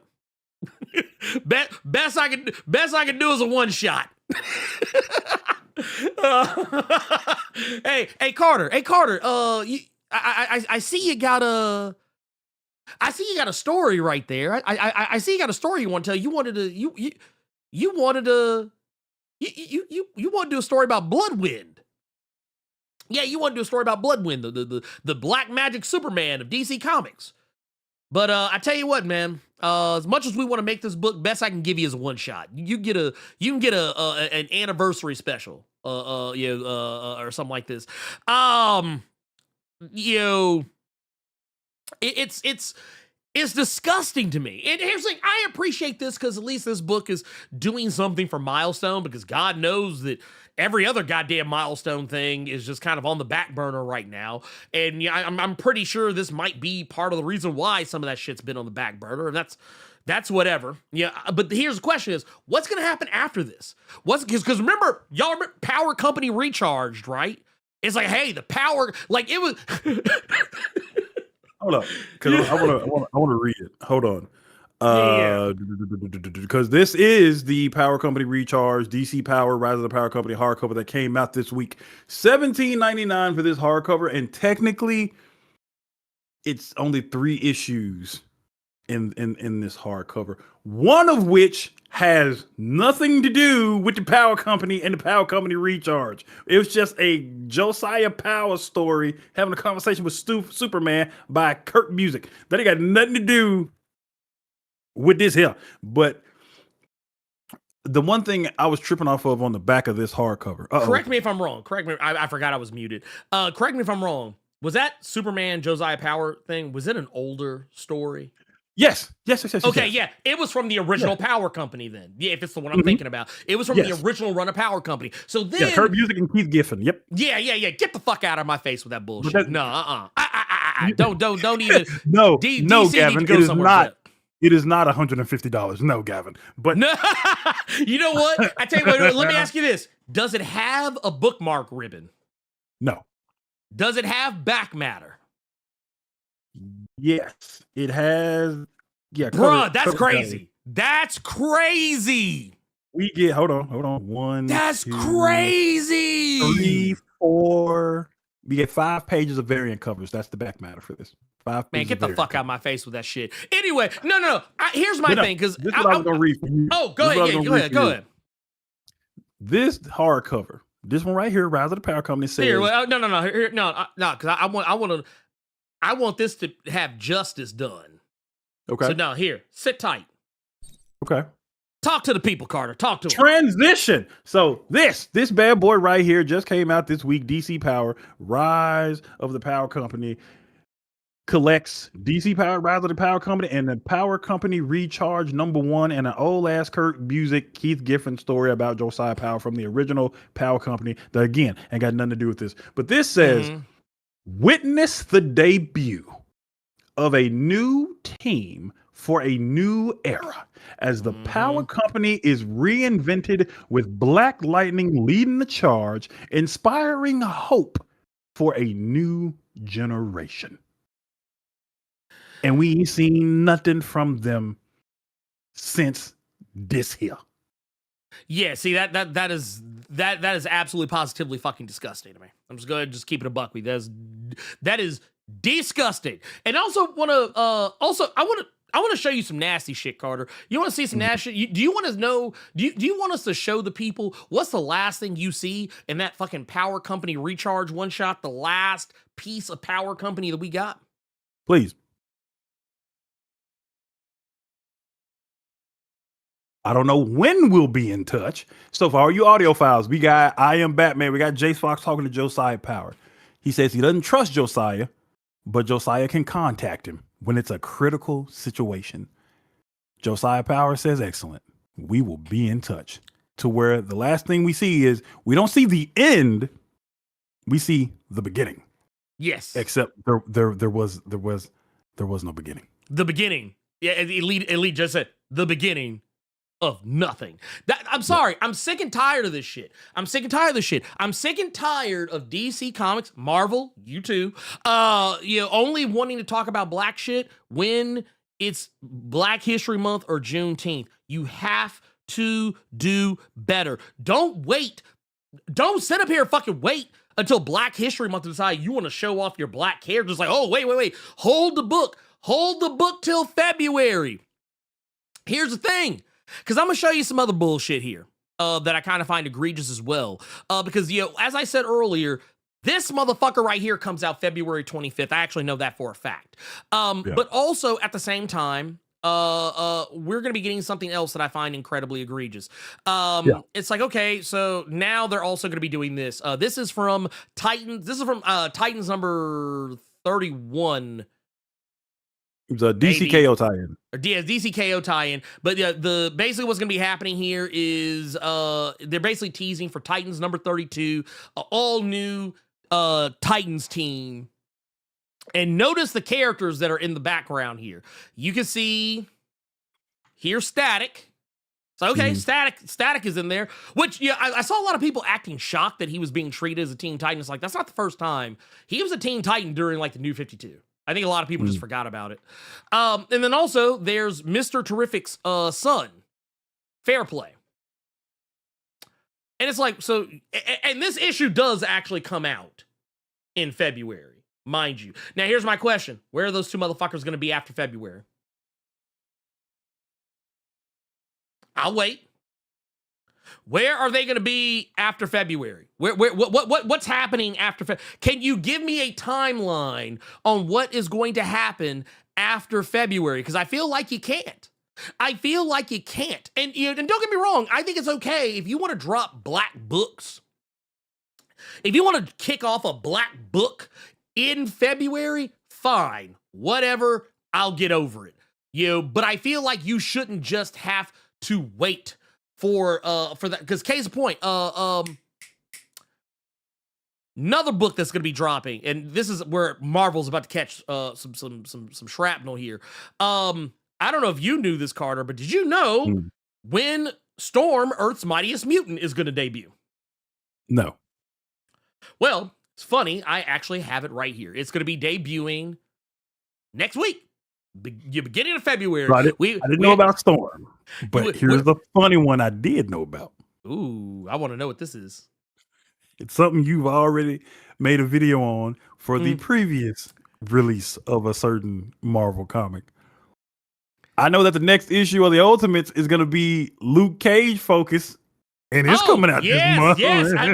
I was wondering if that was where you were going. Yes, right here. Remember how they wait? Remember how I told you see, Marvel is never beating the charges. They are never beating the charges to me. They're never beating the charges, goddammit. Never. I knew about this one. I didn't know about Storm, but I knew about this one, and I just said, oof. Yeah, get the fuck. Oh, no. Here, look at this nasty shit right here. Got the motherfuckers here doing the. You can't be mad at that because you just did the same pose immaculately, so that lets me know you've done it before. You can't be mad. I've done it before, ironically, but never like seriously. But no, I'm just sitting here like, bro, y'all literally sat up here and y'all. You can't sit here and tell me Marvel does not give a fuck. Oh yeah, man, they care. They care, man. They care about Black History, man. See, they got Luke Cage on the cover. Here's the thing, that Negro has not been integral to the goddamn Ultimates book until February. So let me say this. Marvel, y'all are most certainly nasty. Y'all are absolutely 100%. Nasty. DC, I think, and you can let me know. You can let me know. I enjoy these conversations, so you can let me know. I think in Marvel's instance, this is Marvel. Y'all knew Yes. what the fuck y'all were doing. Yes. When it comes to DC, I think it's two problems. Mm-hmm. I think that it is DC, Mm-hmm. but I also think that it's us. And when I say No, us, it is. I don't It is. mean you and me, because we don't do No. that bullshit. No, I know I- what you're talking about. I know what you're talking about. Yeah. And I think one of the big problems is that for as much as some of us will complain, we don't get the fuck up and try to do something. No. Now, I absolutely dunked on this goddamn hardcover. Absolutely dunked on it. I called Ernie when I bought it. Mm-hmm. But did I still buy it, holding out hope that that could potentially lead to something? Sure. Because what's the alternative? Not buying it and then it don't lead to nowhere, and then you mad because it didn't lead to nowhere, but you didn't try to at least attempt to do something with it. I brought this up to Ernie when I had a conversation with somebody at a show. I'm not gonna say who. I don't want to make the block hot for them, but when having a conversation about milestone stuff, and you all know, because there was somebody that always brings up the fact of the rant I had when it pertained to milestone not really doing anything with milestone. It was supposed to be this one big thing and everybody was waiting on it. We finally have something that we can read. And the conversation I had with them, they basically said, well, DC is looking at it like, if it ain't static, they're not doing it. What the fuck was that? I accidentally clicked on something. Carry on. All right. So they're basically saying that DC is looking at it like, if it ain't static, then they're not really doing anything with it. Why? Because the other milestone stuff didn't really sell to where they wanted it to sell. That's not on, in that instance, that's on each and every one of you all who looked at that shit and walked right the fuck past. Nah, I'm good. You can't say you good when it's exactly what you've been asking for and you don't pick it up off the shelf. Case in point, Ernie, it was something I told you last week that I told you kind of, it put a smile on my face. Oh, yeah, I walk into my comic shop and I see a brother in there. He knew me from this. I'm not going to say your name, big dog. But I see him grabbing all new Venom. I see him grabbing Amazing Spider-Man. I see him grabbing X-Men. I see him grabbing I think it was Batgirl, because I was telling him about Batgirl. He said he wanted to grab it because of what I said on the cave, right?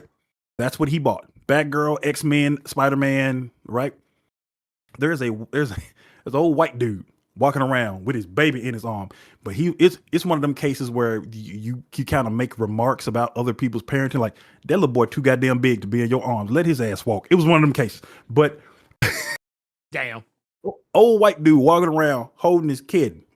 What is in this dude's hand that he's really excited about? That motherfucker had every single solitary trade of Bitterroot, every single solitary trade of Philadelphia in his hand, ready to check out.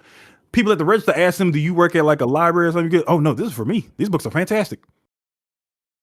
Hey, do you read, Nah, not really, bro. I hear you all talk about, I know y'all like that junk, but I don't know. That might not be for me though, bro. And then proceeded to go get more Amazing Spider-Man and X-Men and shit like that. So a lot of you all, when it is there for you to read, you ask for it. You getting what you asked for here, and you still and I feel like it comes from like almost like a, and I don't know another way to say this. So you can find a better way to say it, then please.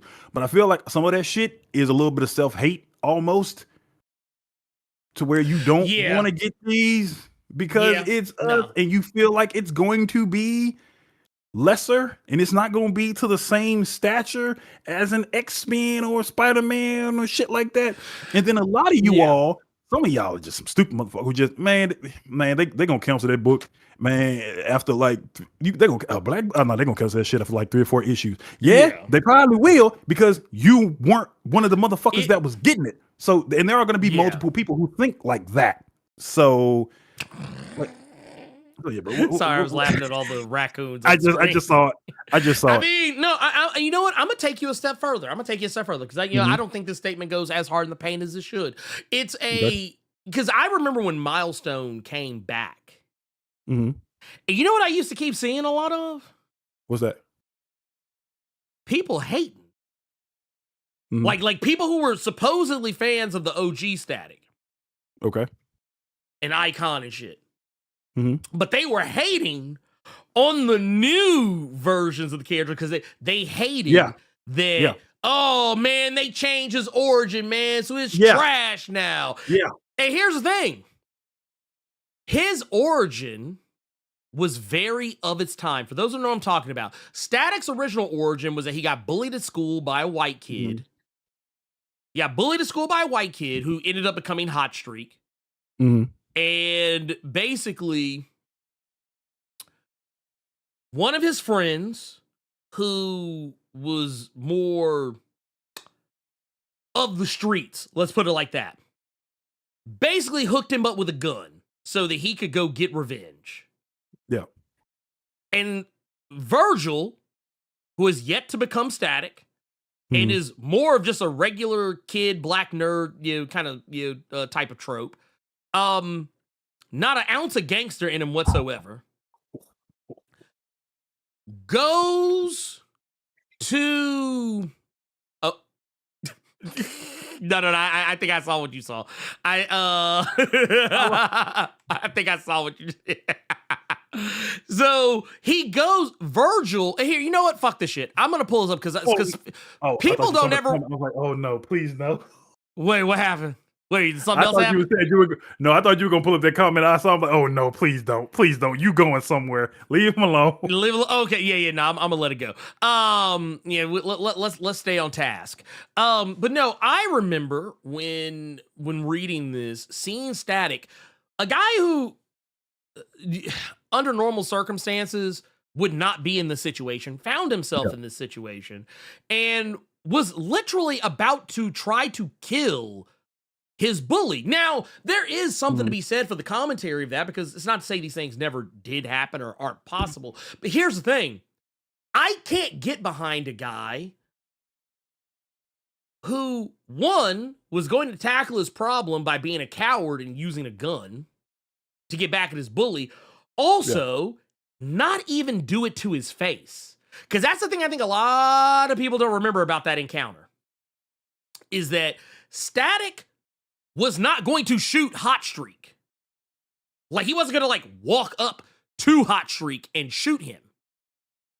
Static was going to shoot that man from across the street. Dude would not have even known who shot him.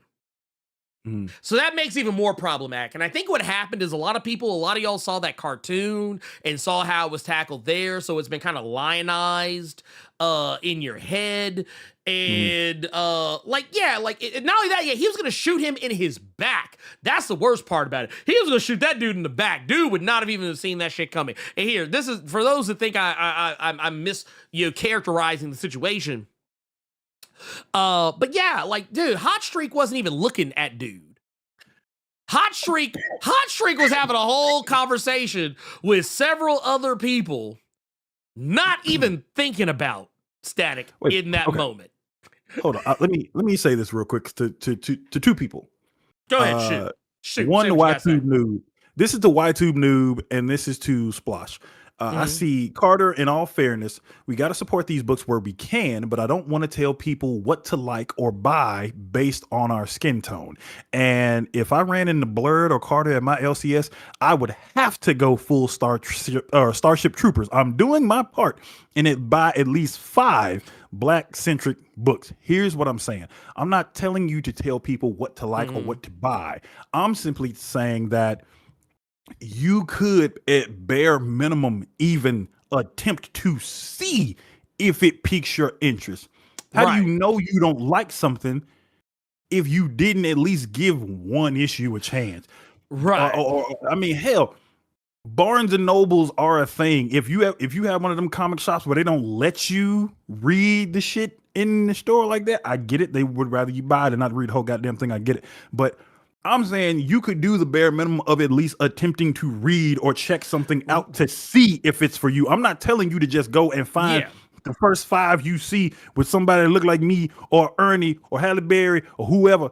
I'm not telling you just to grab the motherfuckers immediately and feel like you're doing something. No, see if they pique your interest first and then move accordingly. Just like Spider-Man did, just like X-Men did, just like Batman, just like Batgirl, just like all of them, you read them and they piqued your interest and you continue to read them in some cases. In other cases, you motherfuckers just don't want to ruin your collections and break them. But I'm just the same way those books did that for you. You could try to see if these books with people that look like you do the same thing. Right. Well, and I think the other issue too is, and me personally, I did prefer the New Origin. Was it something that was a little bit more on the nose because it involved like the Black Lives Matter movement and things of that nature? Yeah. It was a little bit more on the nose, but here's the thing: that was what was happening at the time. Just like how gun violence was what was happening at the time in the 90s. So, and no differently, I mean, honestly, the same mechanisms were in place. The fact that, experimental tear gas was used and fired at people. And I know some people didn't like the fact that that Static was there for the wrong reasons. I know some people lamented that, oh, he was only there because of a girl and da-da-da-da. I was like, dude, there's a lot of people that do that shit. That's not an uncommon thing. Lots of people go to protests just, I was saying that's actually more normalized than you might think. Like there's lots of people who fall into that category. But the thing is, I found Virgil's origin, his new origin, more relatable than his old one. His old one did not speak to me on any level. I still like the character because I felt like everything else about him was great, but his origin, like, it's literally of its time. Yeah. It's literally of its time. But the thing that I have issue with is that, these people, and these were the same people who were clamoring for Milestone to come back and then didn't support Milestone and now wonder why it's not doing as well as maybe it would have liked or they would have liked for it too. And I'm sorry, but you can't support from afar. If you want to, like for me, I'm gonna put this out here. If you, like, I have right here, here, let's see. Can I turn? I'm gonna turn this just a taste. Ooh. So you can look up here. Don't mind my little art tablet thing here, but you see 1, 2, 3 Milestone compendiums up here. There's Static, Shadows of Dakota, Static Season 1, Icon and Rocket, Blood Syndicate, fucking Hardware. Matter of fact, I even got Duo. I got Duo. I got it for the Hot 5, but that's okay. We ain't here to talk about that. I got it for the Hot 5. Don't worry about it. Don't look. Pocket sand. Good goddamn well. That goddamn book was under the table at my LCS, and Ernie said to just get it. Hey, come on, look. I told, like, he told me that book was in there under the bargain bin, and I told him, I said, grab this shit. And you know what happened when he pulled the book out from under the bargain bin? The bargain bin fell over because this was the book that was keeping the shit even. All like 15 other books fell off the bargain bin when he got this for me. That is how under the bargain bin that shit was. But anyway, what are we talking about? Problematic creator? Wait, Lisa, you a good one for buying that one. But that's the thing. I support, like, dude, do y'all know, I actually had to wrestle with this. Y'all would have been looking at me funny because when I told him, he said, "Yeah, go ahead and get it." But it's Duo. You sure? I think started laughing. Yeah, it's Milestone, bro. Go ahead. It's $5. It's $5, bro. It's $5. Ernie, are you sure? It's under the table in the box that says this is the cheapest we gonna make. Right. No, it's Goodness gracious. But that's kind of my thing though. That's kind of my thing though. Like I'm even when I don't like, dude. I even recently, I almost bought Icon versus Hardware. Y'all know how much I hate that book. Absolutely not. Absolutely. Y'all know how dead. Like I think Icon and Rocket is not Icon and Rocket, but Icon versus Hardware. That's my bridge too far. I think that's officially my bridge too far, but I just recently bought, because you know what? I forgot that they had a new compendium that had come out last year. Yes, it did. So I just recently bought that fourth compendium, and I bought Shadow Cabinet. And I also, what was it? Compendium 5 is coming out. I thought it was 4. No, Okay. Compendium 5 is coming out in June. Oh, So I'll be picking that up. But that's the thing. I support because it's like, dude, I put my money where my mouth is. mm-hmm. I step up to the plate every time. And that was the other thing too, because the same people that were complaining about, oh man, I just wish they bring back the old milestone shit. A lot of them motherfuckers don't even have the goddamn compendiums that are readily available. There's 4 of them hoes on shelves right now. But I don't want to take us to milestone because I want to get back to DC's trifling ass because and also to a greater extent to Marvel as well, because Marvel is also out here fucking up. Also, I just want to point out, did you know that Marvel is putting out a Black Panther 60th anniversary special in February? I did not know that. Now, I'm going to be honest with you guys. The only reason why I'm pointing this out is because while I think it's fine for them to put out a Black History Month, Black Panther, 60s, whatever, you can put out a Black Panther special in February. I'm not saying you can't, but I want to point out something. Black Panther didn't come out in February. Black Panther's debut was actually like in April or May or something like that. Like, I think that the issue was a Fantastic Four number 52 or whichever it was. That issue came out, I think, like in April. But hey, I ain't mad at it because you know what? Guess what? We get to see some hitters. We get to see Cody. We get to see Marewa. We get to see Aletha Martinez. We get to get Chris Reprise gonna be on the motherfucker because why wouldn't he be? Evan Narcisse gets to be on there. Is he gonna bring my White Panther in the 60th anniversary issue? Is he gonna bring You know he is. You know that motherfucker's gonna do it. You know he's gonna do it. Yeah, it was the Gavin Guidry of Wakanda. Yeah, yes. buddy. Yes. God damn it. But no, yes, Tubes, you are correct. Yes, he debuted in April, the same year that the Black Panther Party became public in September. Yes, he most certainly fucking did. So the fact that they said, no, put that shit out in February. Put that shit out in February. Them niggas eat it up. They gonna eat it up. God damn it. They gonna be like, ooh, look, I can already see it now. They probably said somewhere, what was it? CB Cebulski, the most Asian man who has ever Asianed, is sitting there like, oh yeah, he said, look, he said, I bet the darkie's gonna be like, you know what's crazy about that? Black Panther. I'm gonna tell you what's crazy about that. And it goes back to my previous point. It goes back to my previous point for sure. Yeah. If they think y'all are gonna only buy the shit in February, it's probably because y'all only buy the shit in February. Yeah. Oh, like if you all actually making a point to buy the shit every day you see it and not just February, they wouldn't market it as such. You goofs. What we doing, bro? I don't know. And you know what? Fuck it. I wanted Ernie to be the one to say it because then y'all couldn't say I was instigating. Hey, bro. Nope. I'm behave. No, don't behave. Don't behave. Don't behave. No, don't behave. Don't behave. Release the Kraken. No, I'm trying to be more professional in the new year. No, release the Kraken, goddammit. Release the Kraken.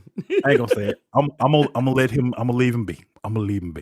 But please, no, I'm not talking about you, Gavin. I'm not talking about you. No. We talk Comic Intel Pro. God damn it. Y'all ain't shit. No, man, look. This is a twofold attack. We got to be better. I need my people to be better. I need us to have better comic book buying habits. I need us to actually go support Black books, and not just Black books, Black creators. Whenever a Black book, because here's the thing. I talked about this in my video. I talked about this in my video for the Blackest Comics of 2025. We had a book. Bronze Faces ran 6 issues. Yeah. And I want to check something. You know what? Let's. I want to see, when did Bronze Faces #1 come out? Actually, no, I ain't gonna hold you. Boom, y'all was nasty for this. Y'all had that book come out in February. That ain't right. But I'm gonna tell you what. That book ran, but it wasn't a one shot. It ran past February. Okay, you just brought up Boom. Now we can bring up somebody else. I don't know He's still waiting on the follow-up video. I don't know if you realize this from our conversation that we had this week when I was asking you about a certain book. Do you know that Dark Horse released that Prodigy Library Edition? Oh shit! They actually put it out. Black History, big time. Mark Millar. Damn. Welcome to Millar World, big dog. That comes out this week. Or next week. Hey man, Mark Millar's one Negro. His token Negro. Mark Millar's token I didn't even Negro think about character. that until we started talking about DC Power. We started talking about the Ultimates and stuff like that. I'm like, wow, Dark Horse really did release that Prodigy Library Edition in Black History. Whoa. Yeah. Crazy. I'm just like, bruh, okay. Clock Striker, yes, Clock Strikers. I tell you what, yeah, that's a better usage of your time. Yeah. That's a bet that right there. I don't think I have it on this shelf. I think I have it on the shelf. Yeah, it's back there. It's back there. But no, go to like Saturday AM. Go read that shit. Go read Saturday AM. Go read the Saturday AM books like Clock Striker and Apple Black and shit like that. Since you said Apple Black and it made me think of Apple Crown. With you finishing Wonder Man, tell me what this person is talking about. Can we talk about how they did Cloak wrong with that doorman Sambo-ish character in Wonder Man? What are we talking about? Oh, no. What are we talking about? Baby, honey, what is you doing? Okay, that's all I'm like, I haven't heard nobody talk about this. What are we talking about? Oh, baby, no, honey, girl, what is you doing? What is you doing? Like, Okay, what are you so talking about? let me help you out. Okay, so I didn't want, I was trying to dance around it earlier, but that fourth episode of, I think it's the fourth episode of Wonder Man. I believe it's the fourth episode. It might be the fifth episode. Okay. I can't really rightfully remember. But no, Doorman is an actual character from the comics, and I would forgive you for not knowing who Doorman is, person, whoever it was, that just said this erroneous comment. But they're talking. Okay, so basically what they're doing, they're talking about so. Spoilers for Wonder Man. Yeah. Just skip ahead a couple seconds. Yeah, if you don't want to know, I'll just say that much. But no, Doorman is a character who is from the Great Lakes Avengers. Mm-hmm. Like Doorman is an old character. And for those here, I'm gonna pull this up and you can. Your mileage with this will vary, but here, this is West Coast Avengers. This is an old ass book. Doorman came out in 89, pimpin'. You see this? Back here, look past Mr. Immortal. Look past Mr. Immortal and see this Negro right here. He said, okay, he said, he my bad, I'm just a Cloak fan and been waiting on the MCU to do him justice. Cloak in 85. Yeah, Cloak. Here's the thing. They have similar powers. Yes, they do have similar powers. But their powers do kind of technically come from about roughly the same source. But here's the thing. Doorman was a member of the Great Lakes Avengers. And all that entails. And all that entails. It was the sigh you did when you went into explaining it, because that sigh, because I've been black a long time, I know what that sigh meant. That was just like, yeah, this motherfucker. That's what that sigh was. That was like this is like for real, like I get it. Like, not everybody knows who Doorman is. I totally get it. But like, yeah, this is Doorman. This wasn't some like Sambo, like that's why also the idea of calling him a Sambo. I was like, wow, yeah, that's not even right. That's not even accurate. That's not even accurate. That's not just using words, bro. Yeah, that's not even correct. That's not he. Okay. But no, that was his power. That was his power. Y'all just using words and don't know what they mean. I don't want to look at you. Oh my What is wrong with y'all? I don't even want to look at you, Justin. Oh my God, what is Man, sis. Man.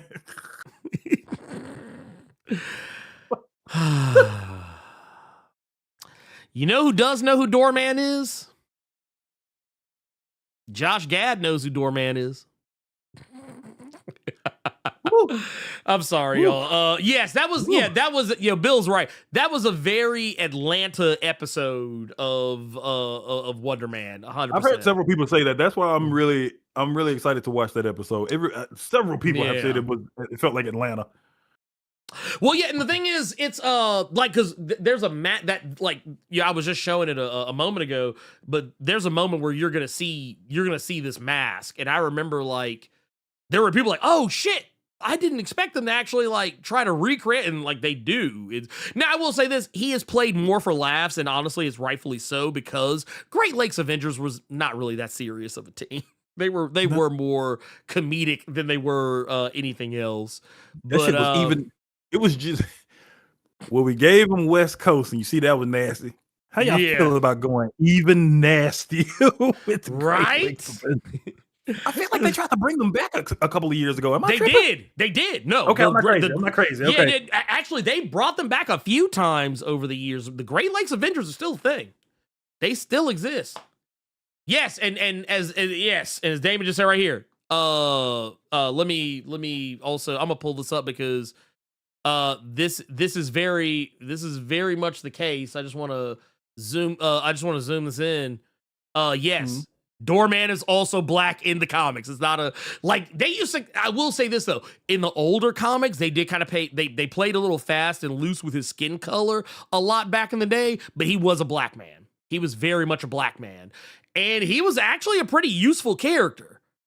I mean, he wasn't like some like random. Yes. His name is DeMar. Was it DeMar Doorman Davis? So I mean, shit. The motherfucker is actually like he's for real. Yes, he is actually a black man. I want people to complete let me see if I can find it. Here it is. I want to get him. Go ahead, get him. I want to get. Can you pull up a picture one of those pictures of Doorman that you had with like the Superman pose real quick? Hold on. Yeah. Go ahead. Go. Yeah, bam. There you go. Keep this up. I take issue with his catchphrase in the Wonder Man show. We're having a misunderstanding. I'm 55. Okay. I knew who Doorman is. I apologize for recognizing racist tropes younger viewers don't catch. You said that it was Sambo. What the fuck is in this image that says Sambo? Because I know what a Sambo is. Ernie knows what a Sambo is. I know what Sambo is. Several of our older people are going to know what that is. But how are you getting Sambo in that image? And you 55, so you should know better. You should know what something actually that's not what that is. I mean, if there's anything that's problematic about his depiction in the comics, if there's anything, is that he was a black man who was literally okay. So you're saying in the Wonder Man show, you feel like he's like, but still, you should know. All I'm saying, you said you were 55, so I feel like you should know a tiny bit better than to just say that and just. Because I know there are going to be other people that now they're going to get confused by it as well. So I'm just saying, like, you got to just tighten up a little bit. just tighten it up. Oh, here's the thing. I love it too, because this scene right here is literally replicated, not with Flat Man, obviously, but it's replicated in the show. Pretty crazy. What? Yeah, like, cause I'm gonna give it a okay. I'm glad. I'm very happy that someone brought up Mr. Popo, because I'm gonna be honest with you. When I think about black, when I think about when I think about black stereotypes, racist, caricatures, things of that nature, when I think about that type of shit, I don't think about Doorman. I'm gonna tell you, that's what I think about. I think about Mr. Popo. Like, this is what, like, when you say Sambo, this is what I think of. That's a Sambo. Yeah. Yeah. That's a Sambo like a motherfucker. You look at the red lips, the jet black skin. That's a Sambo. Yeah. That is a Sambo like a motherfucker. But no. But okay. Keep it on anyway. point. Yeah. Back on point. Getting back to brass tacks. Getting away from some of this chicanery and silliness and just brazen fuckery that is afoot. I really just want to make something clear to both Marvel, DC. I think you should try to do better. And here's the thing. Here's how you do better. Don't wait till February and don't wait till Juneteenth to decide you want to tell black stories or you want to debut a black book. Just do it anytime. Like, okay, I'm going to pull some up here.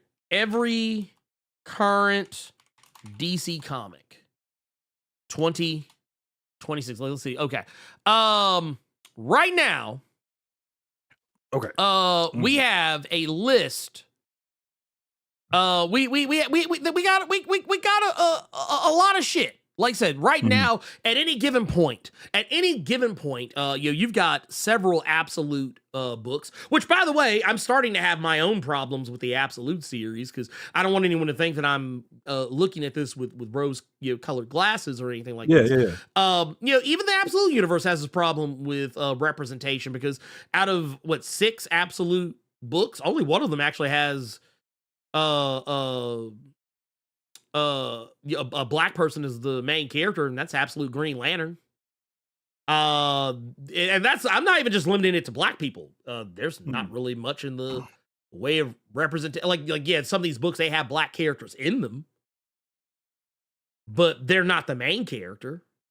I think that there's something to be said about the fact that there's not really much in the way of Latin representation in the Absolute universe.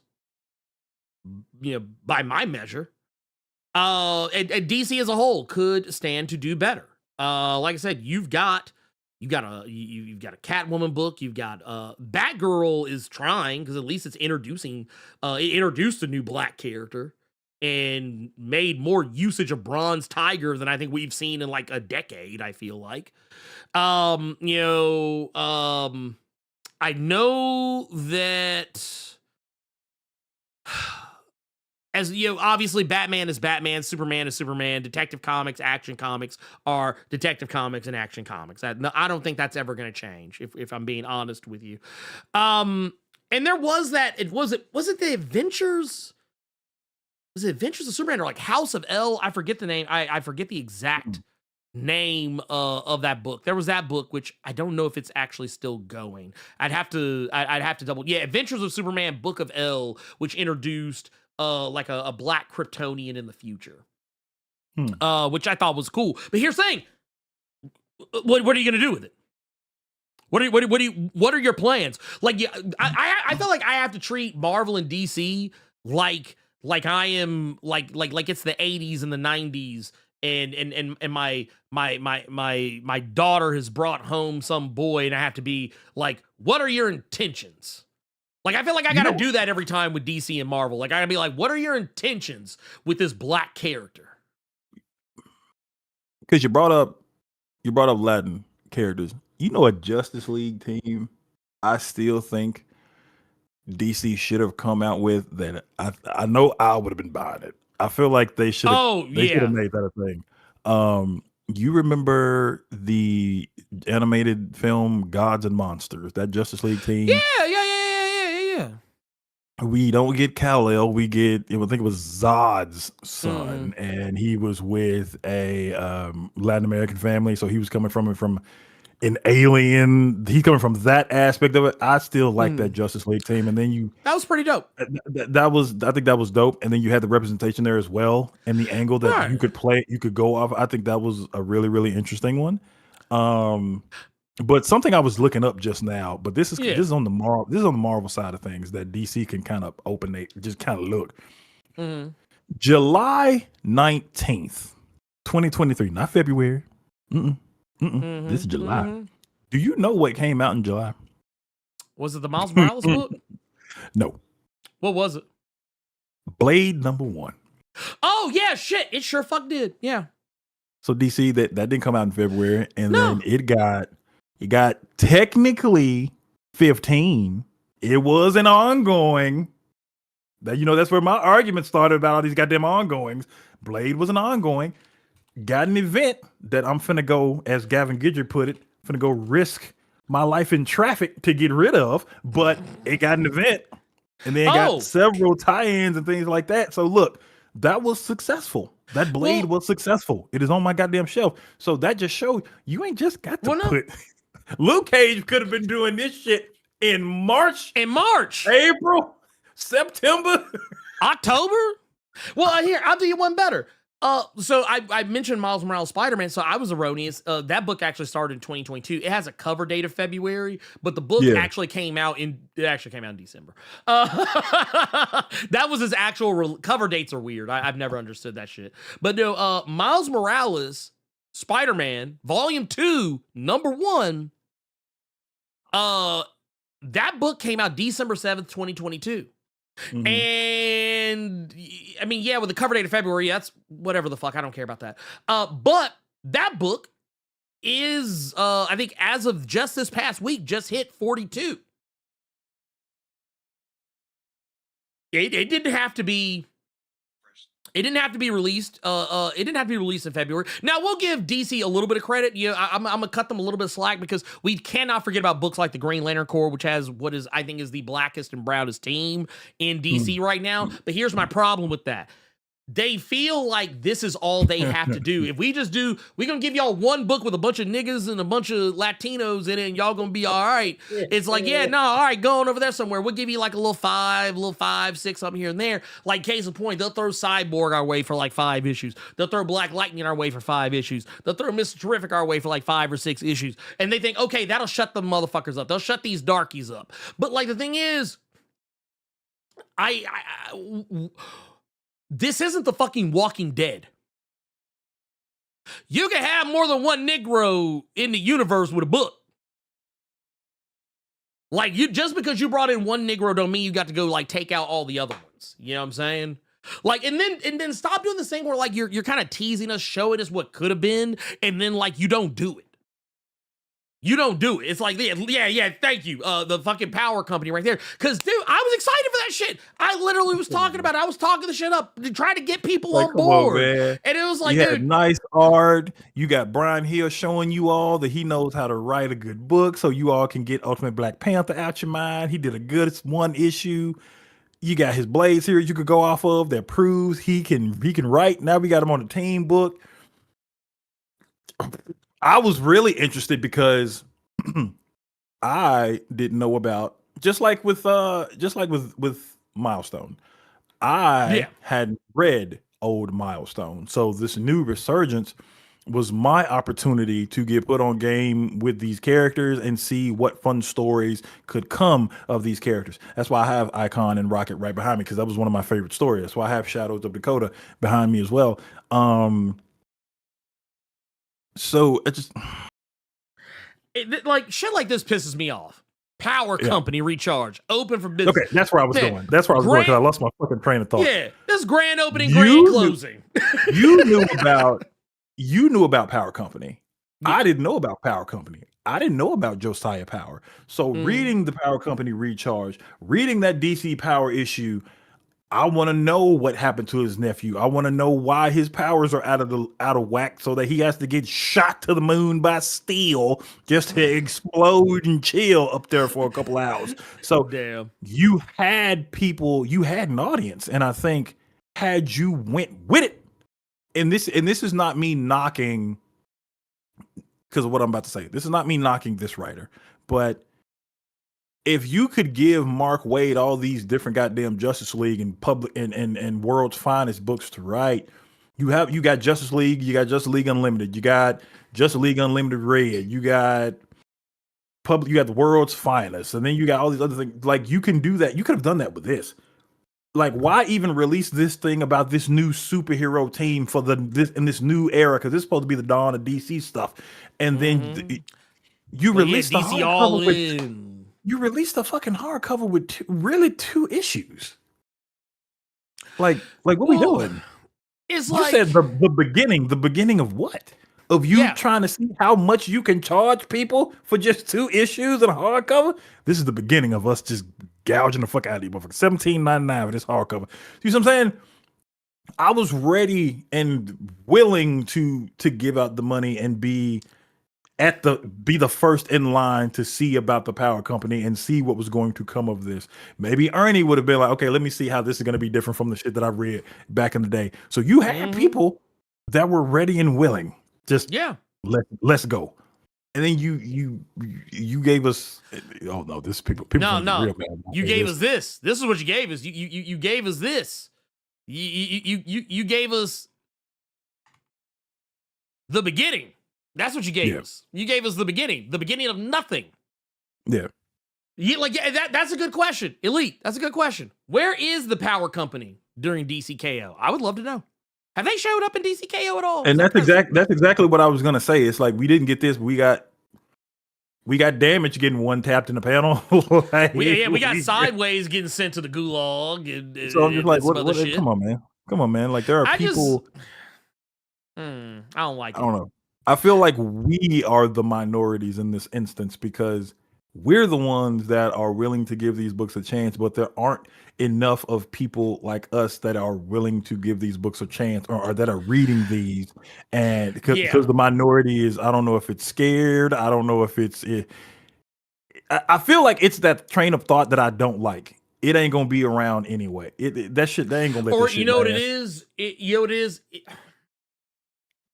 I'm gonna tell you what it is. They have been trapped in the throes of white supremacy. That's what that is. Because there are a lot of people, and they may not want to admit it to themselves, but it's true, and I'm sorry. It's true. You have been seduced. You have been seduced by default whiteness. Like, because all the time, you know where I see it a lot? I'm gonna tell you where I see it a lot. I see it when I see people talk about characters that they feel like don't get enough love and they want to see get a book, and they always name off the same like 8 or 9 white characters that stay in books. Meanwhile, there's tons of, and these are almost always black people that do this shit. Like case in point, the same Negroes that'll sit up and complain that they only put the same 2 Negroes on the X-Men. You're like, oh man, they act like the only thing they got is Storm and Bishop. The only two black characters they have are Bishop and Storm, but then when they do a Gentle or a Prodigy or in Prodigy's case, they bring him and then he was just written poorly. We get a seat. Yeah. We like, you're not there for it, so it's just like, man. Well, and I'll take you a step further. I remember the X vote. You motherfuckers never beat the charges with me on that X vote. That X vote shit was the worst thing that could ever happen to the X-Men, and that's saying a lot considering all the awful things that have happened to the X-Men. Because I remember this shit. I can't tell you how many motherfuckers I saw, whole ass Negroes, who were like, "No, man, I ain't ever seen Polaris in an X-Men book." This heifer done been in like tons of X books as a main roster character, and they were acting like they ain't never seen her in an X book. They did the same thing with Marrow. Motherfuckers was acting like Banshee ain't ever been in an X book. This motherfucker started in an X book. Motherfuckers was skipping all over Tempo and Sunspot. Yeah. They were like, I was like, it was 2 Negroes right there. And everybody was like, no, I want my favorite white man. I want my favorite white woman. I want wait.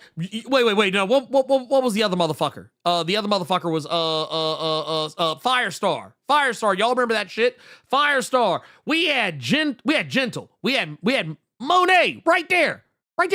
Bling, for Christ's sakes. I don't even like that motherfucker's name, but I'm at least it's a Negro. And y'all was like, "No, man, we want our favorite white woman. We want our white woman." And then, and yeah, I'm not done yet. Yeah, because I hadn't forgotten about that either. They did this bullshit right here. It was like, hey, Frenzy, Prodigy, right there. What did they do?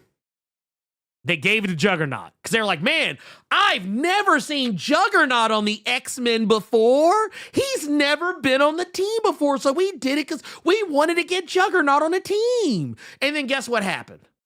One, whole team got clapped, but that's another story altogether. They all got sent to the fucking gulag. But then that's the next one. Okay, that's the one instance where I can't let you have this one because I think you would have been even more mad had a Frenzy or a Prodigy won just for Jerry Duggan to show Nimrod cutting them in half. Well, no, I'm still mad because here's the thing. Of course, everybody dies regardless.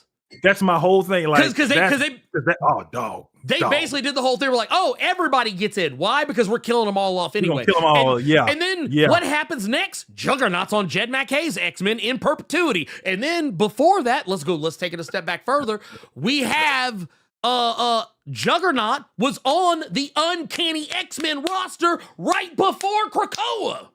So that tells me y'all don't fucking read. So it's like, that's why I'm like, dude, y'all are never beating the charges. Y'all are never beating the charges that y'all are seduced by white supremacy. Y'all would rather vote for some white character because of nostalgia than give a black character a chance. Because I remember Jerry Duggan even saying as much. But I'm kind of slick mad at Jerry Duggan too, because I was like, dude, you could have just put Tempo on your team. I really don't care. You could have just put Tempo on your team, but that's another story. Right now, big dog, because at the end of the day, all you're crying, and guess what?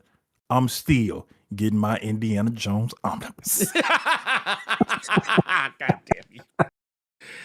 Man, we could have had it all. But nope, y'all nasty, ugly ass motherfuckers had to vote for Indiana Jones. They're like, man, I just really want that Indiana Jones. Look, motherfucker, like, I'm helping. I'm gonna find a way to bring that in every damn episode. I swear to God, I can't stand some of these. Oh no, Indiana Jones. Indiana motherfucker. I'm just like, bro, what is this? I hope y'all know that's the name of the episode on Spotify, by the way. Indiana Jones. Oh my God. I fucking hate it here. Just like, dude, what the fuck? Anyway, I just want to say we got some super chats here. We're gonna read these super chats because god damn it. Everything else just makes me mad. We got Antonio with another 1999. The super chat says Black History Month deserves more Blue Marvel. Shit, yes it does, but for whatever reason Marvel chooses to do nothing. Oh man, I tell you what, you're the only time you're gonna see Blue Marvel in some shit if Al Ewing's writing it. We also got Captain Diesel with a 5. Says, what do you say to the people that say it's that way because Black Center books don't sell? Here's the thing. We kind of talked about it a little bit. Yeah, we talked about it. This was technically for before we started talking about it, but gotcha. But the thing is, the reason why Black books don't sell is because they don't advertise them. They don't market them. Yeah, they put them in the solicits, but they don't do the same type of, like, okay, case in point. Do you know the only reason why people were like clamoring and running out to get Blood Hunt? Why? It was because of the marketing campaign they ran. One, they put Blade at the forefront of it, but then two, they were also like blasting it everywhere. Like I saw this shit on, like I was seeing Facebook ads for that shit. Like, I mean, granted, ads are targeted, but like I was seeing like nerd groups and shit spreading that, about, oh man, dude, this trailer. And it was mostly because the way it was marketed, people thought that it was a movie or some shit that was coming out or whatever, and it was not. But, once again, you need to try to do viral fucking marketing with your characters. Yes, if you put out a Mr. Terrific Year 1 thinking that, oh, people are going to go buy the book because that Superman movie is out, and yeah, they're going to see Mr. Terrific, they're going to see Mr. Terrific book. They're going to go to shop, get Mr. Terrific book, and it's all going to work out. No, that's not how it fucking works. You need to advertise the book because there's still people, regardless of whether they are fans or not of Mr. Terrific, that did not know that book was a thing. And then Black Lightning. You did Black Lightning a disservice because, for one, the motherfucker had a whole TV show on CW. And there was only one book that came out with Black Lightning during that time frame. And it was a little short-ass miniseries called Black Lightning Cold Dead Hands. And you waited till the show was good and gone off the air to put out another Black Lightning book. And you only did it because you were trying to tie it in this power company shit that you ultimately just blew off anyway. Okay, so I can say it now because this came out because I remember I told Ernie about this off rip. So okay, DC Power, Rise of the Power Company, right? Black Lightning from Brandon Thomas right here. Okay, here's what's funny about this Black Lightning. It has the 5-issue miniseries, but it also has DC Power, Rise of the Power Company in here. Here's why I find that shit hilarious. You know how in DC Power, Rise of the Power Company, you have several stories in this book?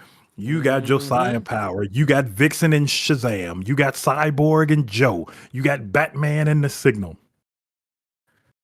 This Black Lightning took that story, took their asses out of it, right? It took them out and just kept the Josiah Power and Black Lightning portion. Took out all them pages and then just kept the pages with Josiah Power. I can't stand this shit. I can't stand this shit. Nasty work. Nasty work.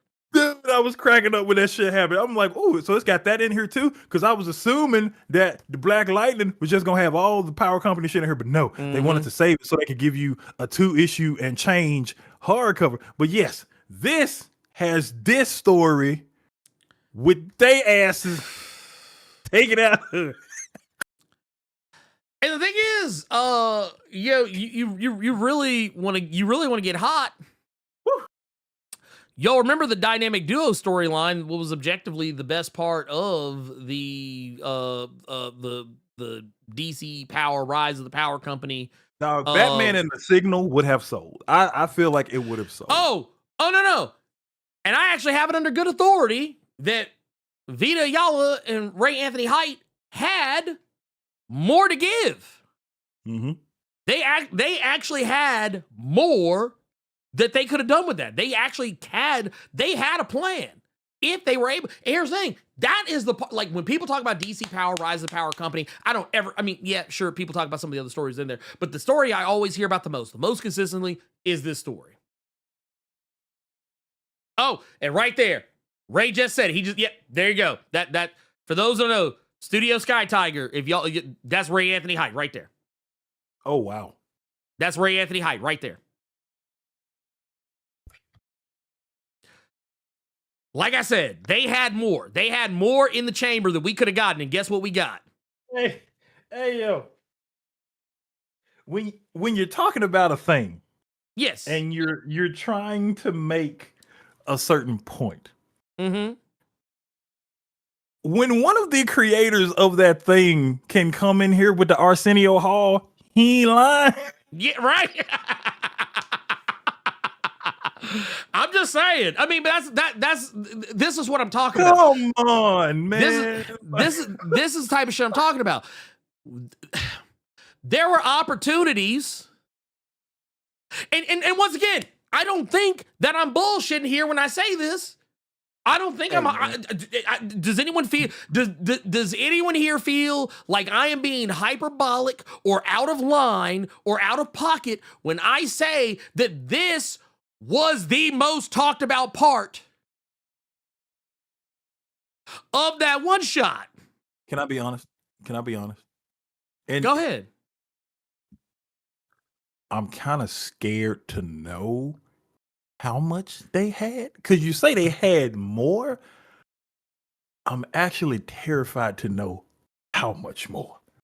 Honestly, because I don't. That's a frightening ass thought. I don't want him to. Was at a shop a few days ago and this came up. I don't want you to say shit. I don't want you in trouble. But I will stand on that Batman and the Signal would have sold. You could have done. It would have sold. You very easily could have done that. Lie to me and tell me it wouldn't have. Marvel Lie to has me. no. Marvel just had a goddamn West Coast Avengers series that went nowhere. They've done Great Lake Avengers. They've done U.S. Avengers. So, and them books didn't go no goddamn where. So, No. if you can see that Marvel will get some form of success from these little side ones, you could have done Batman and the Signal. But Easy. back to what I was originally saying. Yeah. I don't want to know. We love you too, what- Ray. You know we you're do. homie. We do. I didn't even know Yeah. you knew who I was. Everybody know who Ernie is. But because this just goes back to Gavin's point of Carter is famous. No, a lot of times motherfuckers will come up to me in these comic shops because they mad at some shit he said and want to yell at me, but really be yelling at him by proxy. And then I'll have those every once in a while people that want to come in and say, "What's up, man? Carter, you funny as shit." But again, I'm really terrified. I don't want to know the number. I don't want to know the arc. I don't want to know nothing. Just knowing that you did what you could, but yeah, we had more to tell. That's all I want to know. Oh my God, if you tell me how much more, and that would make me, oh God. I promise you. Leave it there. Leave it there. I can say this much. It was at the very, like I said, I can say confidently, it had to have at least been an arc. I don't want to know that. At minimum. I don't want to know that. But the thing is, it pisses me off because, like, dude, we could have had some, because especially considering that of any of the stuff that was going on with that DC Power one shot, DC Power Rise of the Power Company's dynamic duo storyline, the Jace Fox Batman and the Signal, that storyline actually pays dividends into motherfucking Power Company Recharge more than any other fucking story that was in that fucking book. Let me put a bow on this because I see where we are with time, and I think you'll agree with me when I think you'll agree with me when I say this. Of course, yeah. You want to know how? You want to know how I know this book would have worked in the exact same story format that it was getting done in? When we tell you how I know this book would have worked? How's that, Carter? Because that's all Green Lantern Corps is currently.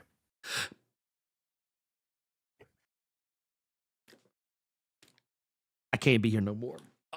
Because now I'm mad. I'm fucking mad. I am Didn't fucking think about mad. It, I am mad. Didn't think about it, did you? Yeah, I'm mad. I'm mad. Dude,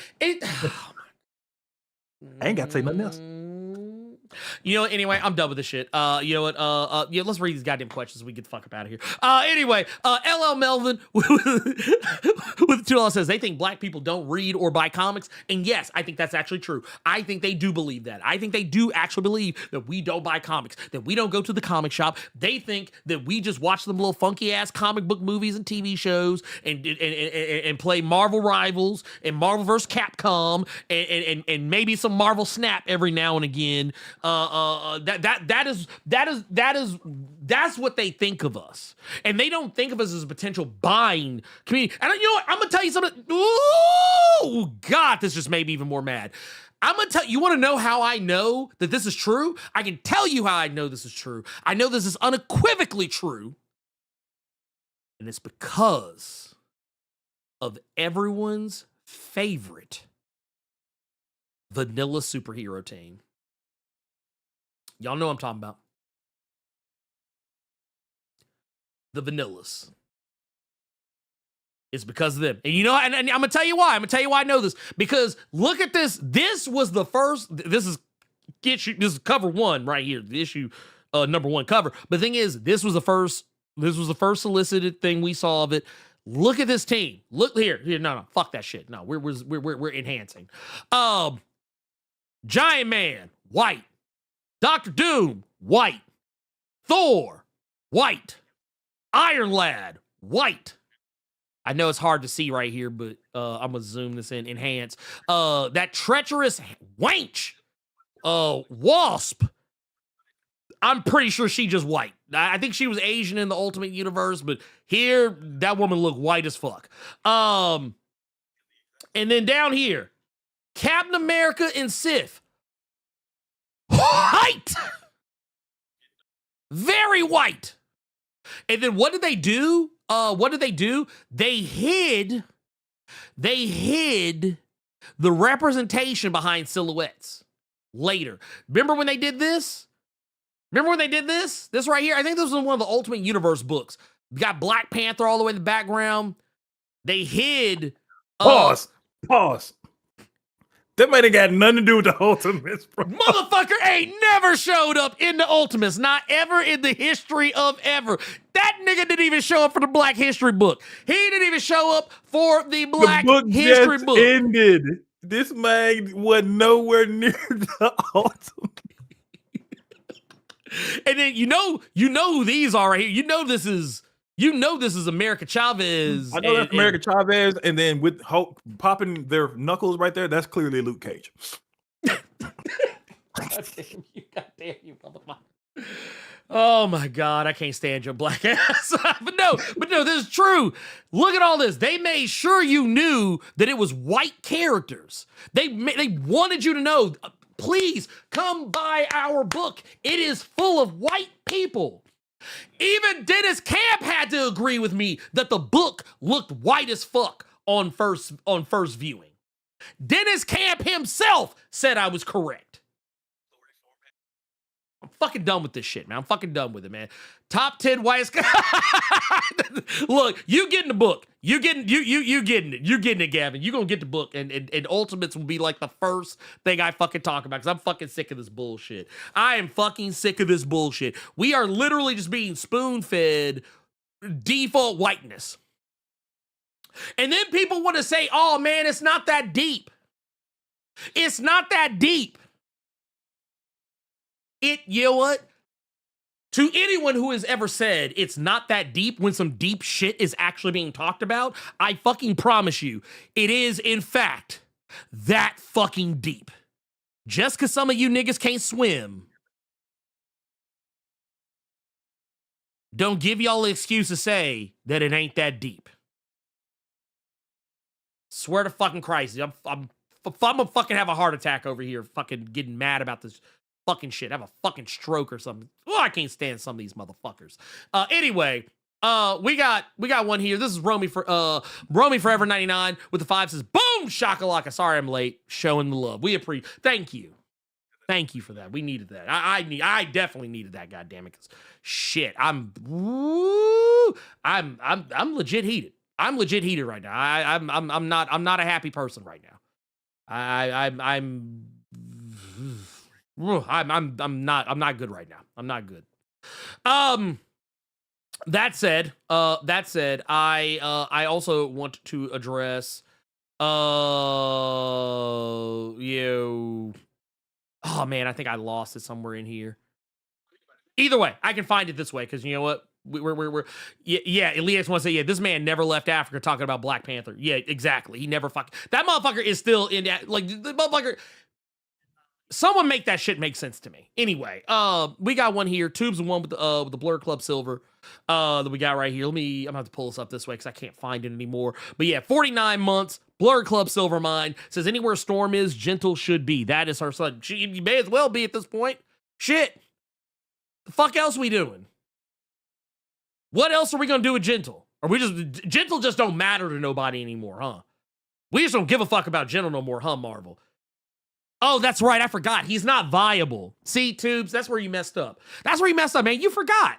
You know what? I forgive you for not remembering, Tubes. Silly you. You forgot. He's not viable, remember? Tom Brevoort told us there are no viable Black X-Men characters. He's not viable. Nobody cares about him.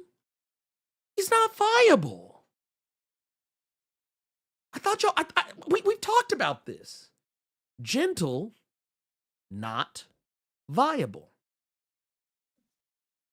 So they tell me. That said, we have also got a 5 here. We got a 5 here from let's see who we got. 5 from DeAndre Mosley right here. It says, after the Milestone Initiative announcement for DC Fandom 2020, I thought the Dakotaverse was getting integrated into the DC universe. Well, it is now. But we saw how long that took. Took 6 years. Shit took almost 6 years. Actually, no, it did take 6 years. It's taken 6 years for that shit to happen. Oh my God, I fucking swear. I hate it here. I fucking hate it here that DC is. Why is DC like this? Why do y'all make me talk bad about y'all like this? Y'all gonna fucking end up revoking my access, aren't you? They're gonna end up revoking my access. I'm gonna be removed from the Dropbox. It's okay. It'll be fine. It'll be fine. I'll figure out a way to carry on. That said, I got another one here. Shit, where did it go? Where did it go? I think I lost it actually. God damn it! Don't forget, we got to knock these Discord questions out. Yeah, no, we're gonna get to those two. We're gonna get to those two. I'm here. We'll just do it this way. Fuck it. We got right here. We got highlight 915 with the 2 says, you think the big 2 are scared to be called woke? Yes, they are fucking terrified of it. But here's the thing. They are gonna skirt up to wokeness.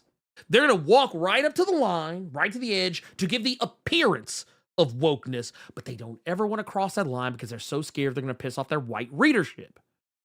And here's the thing. Oh shit! I was gonna say Nick Spencer's cap. What's that? Oh yeah, that's a good point. Yeah, that's more recent. Yeah, I'd say that. Absolute Batman or Annual is what he pulled up for the audio files. That's a clear cut example.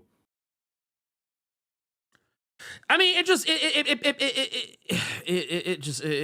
pisses me off. You know what? Fuck it. I want to bring up the Nick Spencer cap real quick and why that's another book that I'm getting rid of. Go ahead. Yeah. Here's another example of that. If the trust me, bro, people are to be believed. If you remember, you had Nick Spencer writing 2 different Captain America books. He's doing Steve Rogers. He's doing Sam Wilson. Steve Rogers is the background on what the Cosmic Cube did, making him become this big top dog in Hydra.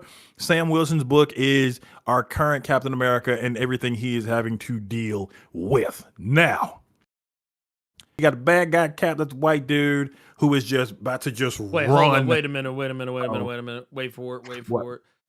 No, this thing, OBS Studio disconnected. I'm waiting for it to reconnect. Give it a sec.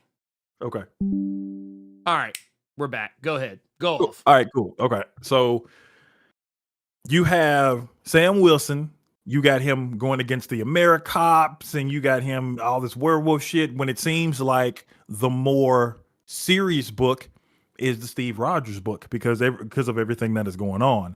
But then Nick Spencer proceeds to do something that a lot of people have been dunking on Sean Murphy about, in the sense of it's not just the right. The left has bad too. It's both of them. Both sides. Exactly. And he does that in the Sam Wilson book. And then you have Steve Rogers show his hand. Captain Marvel is stuck in space, can't come back to Earth. He has the shield around the planet. Now he just runs the world. So if we have this evil Steve Rogers that is running everything, who's going to be there to stop him? Of course, Sam Wilson, Captain America. Right? Wrong. He quit. Yeah, he quit being walked Captain away. America. Right? He walks away. So who ends up having to save the world because the black man can't hang? Steve Rogers. Steve Rogers is the only one who beat Steve Rogers. Now, again, if the trust me, bro, people are to be believed, that was not the original outcome. The original outcome was supposed to be Sam beating Steve and coming out on top to save the world with everyone else. I don't know how true that is. I'm only going off of what we got. And what we got was that the brother can't hang. He hung up his jersey and just left and quit and went right back to being the Falcon so Rodney Barnes could write him. And Steve Rogers beat Steve Rogers because he's the only one who can do it. When I thought about that, I just said, you know what? I don't think I want this book anymore. Looking at what we had, looking at what we got.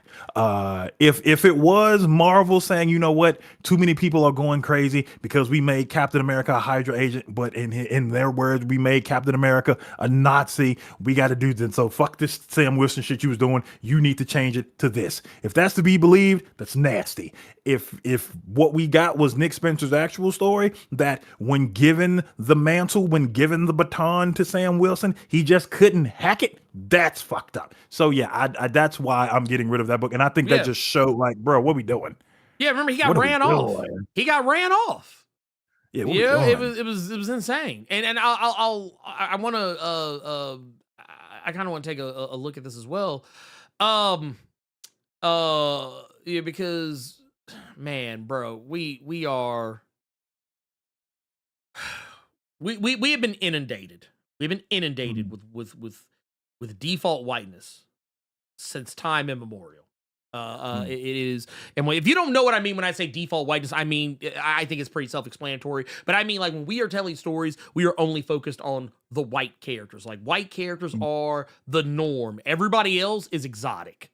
Everybody else is like, oh, that's a thing you only see every once in a while. You only see a black person every once in a while. Default whiteness is dangerous. It's dangerous because it is also tricked white people into thinking that shit is normal, and it's not. And it also has lulled them into a false sense of being, because it's usually going to be white people who are going to sit there and tell you that oh man, representation doesn't matter, man, just tell good stories. It's easy for white people to say that shit because you're the default. You're always represented. Always. So much to the point that it wasn't until 1966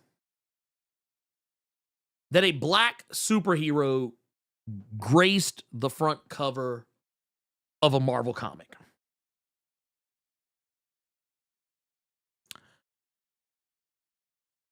You also got to look at some of these other things that are going on as well. You got to look at DC Comics, who wouldn't do anything similar until like the 70s. Black Lightning having his own comic in the 70s. So on and so forth.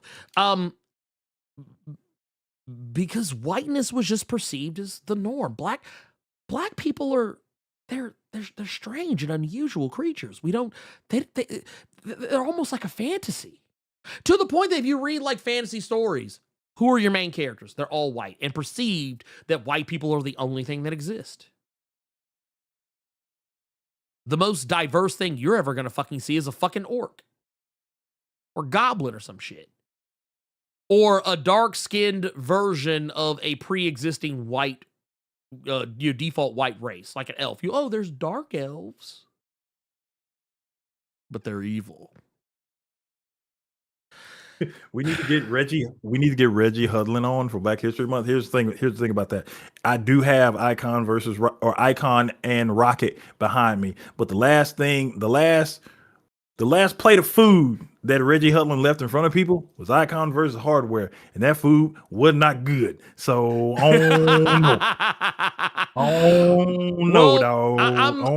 no. I'm going to be fair. To be fair. That one was not entirely his fault. Okay. Because that first steak was good. Cause that was no. You are correct. Hardware, well done, like a motherfucker. That was a belt. Well, that was a belt we was eating. So that was Reggie Hudlin and Leon Chills that did. Okay. That did. But that said, the reason why is because they both wrote Icon and Rocket, and then Hardware, or actually, no. Actually, I might be misremembering who wrote. No, that was Brandon Thomas that did Hardware. So yeah, no, I'm incorrect on that part of it. But Reggie Hudlin, obviously writing, obviously being the writer on Icon and Rocket season 1. But also no, Leon Chills was the one who was the backup writer on or co-writer rather on Icon and Rocket. So yeah, you're basically just basically Icon versus Hardware was basically just Icon and Rocket season 2. I don't know why they didn't just call it that, because it may as well have been what it was. But yeah, whatever. Anyway, yeah, it's one of those, man, I'm not gonna lie. I would love to, I actually wouldn't mind having Reggie Hudlin on just to talk about it, because I actually would like to know what the fuck is going on. I mean, it would be a frank discussion. I would be pleasant. I wouldn't be rude. I wouldn't be an asshole. I would just ask questions and be like, so what happened? Like, what's going on? Like, can you tell me what's popping here? Like, what is the movement? What is that would be a good direction going forward? I wouldn't mind seeing that conversation. Yeah. Yeah. Just what happened? I don't know. You know what? I would ask you all to put that in, attempt to put that into existence, because I am so tired of seeing these like conversations where like creators will beat around the bush and really won't say what was supposed to happen because they don't want to ruffle any feathers or they think they're going to ruffle. Just be honest and tell us from Yeah. your perspective what happened and what should have happened. Case in point, Jonathan Hickman. Stop beating around the bush. What was supposed to happen during Krakoa? Don't do all this roundabout shit. Just say flat out what was supposed to happen, and then there won't be a group of people saying that it was going to be shit. this. It should have been. Boom. Yeah. Right there. Just making up shit. So if Reggie Hullen would come on and it just be a legit RN conversation, then yes. What happened? Yeah. What just happened? it's like, look, man. Look, we are two Negroes just sitting here having a conversation, talking, and letting what needs to be said and be that. And like I said, Christopher Priest was brave. He came in here, he walked right into the lion's den, and we had a great time. He knew how I felt about some of his shit. He knew. he knew what time it was. Yeah, but that's a different thing because you just don't have good taste. Because you not finna sit here and dog out my white savior of the White Panther. You're not finna you're not finna dog out Kenma. No. The power of the white privilege has been stripped away. You not finna dog him out. Nah. You are correct. I should have done better by him. Let's do this. Let's read some. We'll read a couple of Discord questions and then we'll kind of keep it real pushing. Quick, real fast. Boom. Go ahead. So, all right. First one we got here is from Yasuke26. Afternoon, Ernie and Carter. I hope y'all are doing well. Was wondering what your thoughts are on Gretchen Felker Martin accusing DC of not paying her for Red Hood and other work on Blue Sky, owing her up to 15 smackaroos. The shit is messed up and feels like no one's really talking about it or making noise unless it's Dustin Nguyen firing shots at Marvel. One reason I can tell you is because on Blue Sky, and I don't know anybody talking about fucking Blue Sky. Yeah, I ain't on Blue Sky one like big that. reason. Yeah, that's one big reason. Yeah, and according to Gavin, she corrected herself. She got paid. If they paid her, I mean, the only thing they were going to really pay her for was the one issue of Red. Well, I mean, I'm sure she. Well, yeah, that. Well, I mean, I'm sure that she turned in more, but yeah, I don't. For me, I'm not on Blue Sky. I mean, I have a Blue Sky account, but I don't use that motherfucker because honestly, it feels so quiet over there to me. I don't know. Maybe it's better now, but for me, I don't think Blue Sky is it. I'm just keeping it a buck with you. That said, all right, this next one, I don't want. He wants us to watch a short and give our hot take on it. It's Bill Maher talking about what he thinks comic books are. I'm gonna say let's have a conversation about that motherfucker off stream, then we'll watch it. Let's answer your question. Next one, Trap God Thanos. Good evening, Blerd and company. Now that Cody Ziegler's run of Miles is over, just like your life gonna be if these motherfucking likes don't start going up. Who would you want to take over next after Ultimate Impact? Give me Tochi. I'm not gonna say or butcher that last name. Toshi Onyenbuchi. Thank you. Or if we're going back to a white writer, he would rather it be Chris Condom. Chris Condom, current writer on Ultimate. Yes. Oh yeah. I tell you what. Who would I want it to be? Yes. Shit. Well, one of my favorite writers that I probably would have thought about is a little busy right now. Though not for long, because he's only on Black Panther Intergalactic for I think 4 or 5 issues. Victor LaValle. Yeah, Victor LaValle. That could be cool. That could be cool. We're not putting Al Ewing on everything, and that's a fan. And I'm a fan of Al Ewing. No, we can't. Also, I would tell you what, I would like to see Cheryl Lynn Eden get a shot at something. Because Cheryl Lynn Eden is a great writer, and I feel like she doesn't get big up enough. I'd like to see maybe a Vita Ayala Vita one. I feel like I don't know if this is true or not. I feel like Vita and Marvel might have had a parting of the ways, because I feel like I haven't really seen much of Vita in regards to Marvel as of late. I don't know if they had any kind of a falling out with Marvel. But and maybe I might be wrong. Maybe I've just missed some stuff. But yeah, I don't I don't know. I don't know about that one. All right, so Also, there's next one. I will say this, there unequivocally, no, Thanos is not black. Both his parents are not black. So no, there's no way. Christian Rapper is saying, how do you guys feel about them race swapping a largely unknown character like Wonder Man instead of using an already existing black character like Blue Marvel, who is also created by a black creator? I am not trying to be on that Fox News bullcrap. I just hate when Marvel ignores existing black characters and creators. They already won't let the original creator work on Blue Marvel. Again, get Blue Marvel off of the milk carton. I agree and disagree. And I'm gonna tell you why. Okay, I'm gonna just say it like this. I do think Yahya Abdul-Mateen II would have been a great Blue Marvel. I think maybe they should have made a Blue Marvel show, but here's the thing: if they made a Blue Marvel show, it would not have been that Wonder Man show. This is gonna keep it a buck.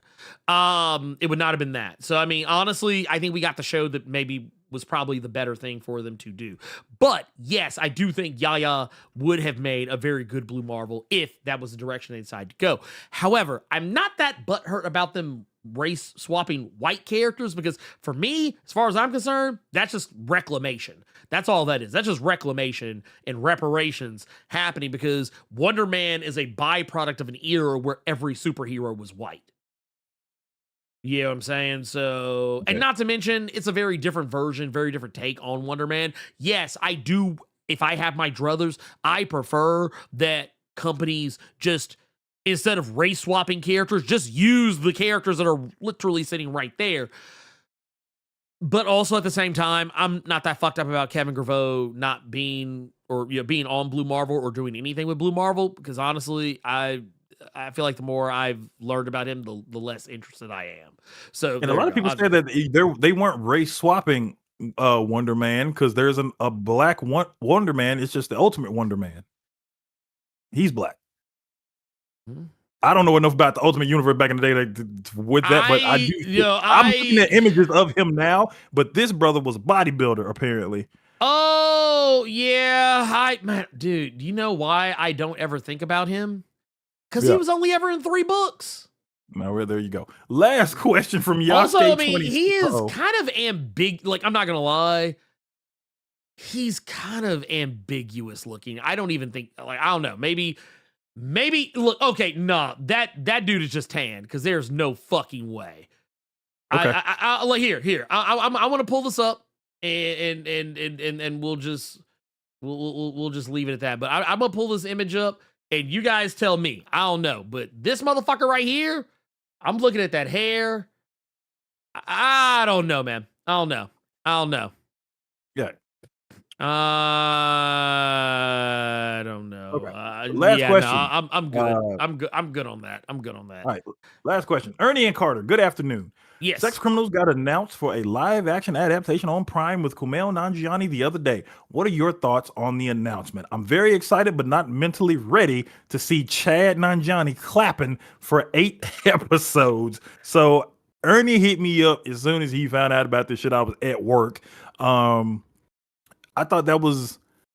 The more I find out about Kumail Nanjiani and just seeing how big of a fucking dork he is, it's more interesting all around. I didn't know that he was a big X-Files guy as well. So, I mean, I know he'll have a better outcome than what he got on Fallout. So, I know it's him and his wife that are working on this show, and they're going through Margot Robbie's production company to get it out. I don't think it's going to be as hardcore. I wouldn't even say Sex Criminals is hardcore. I don't think it'll be as graphic as Sex Criminals was. I think it'll still be there, but not to the extent. I highly doubt, even though that's a part of his ability, I highly doubt we're going to see somebody blow a load and it turns into an anime waifu. But I'm going to wait for a trailer. Yeah. Freak. I'm gonna wait for a trailer to come out or to see, because a lot of people think that it's going to become Najani in the main role as John, but there's been nothing to say that that's going to be the case. So, I mean, he could just I'm just simply waiting. be pulling a Seth Rogen and just putting his money behind it. Maybe he'll play like another character somewhere else. But Yeah, I mean, yeah. I don't know. We'll see. We'll have to wait and see. Yeah, I'm doing a wait and see on that one. I'm doing a wait Yeah. and see on that one. But yeah, I'll that's all the fuck with it. questions, Yeah, I'll fuck with it if it is or is not a thing. We also got a couple of super chats here I want to hit. We got one here from Soulfinger 1294 with the also with the 1999 super chat. Says, tell the truth, shame the devil. Y'all spitting hot fire. I mean, we trying. We're really trying. Yeah. We really are. And appreciate you. Thank you for the love on that one. Because like I said, I know sometimes it gets a little crazy in here. But yes. We also got another one from Romy Forever with the 5. Says, while Thanos is not black, he's still the Debo of the Marvel Universe. And take your chain. Recipes of Tiny Lister Jr. Man, dude. Dude. Man, you know what kind of fucked my head up the other day is I was watching Zootopia 2 and I saw they had like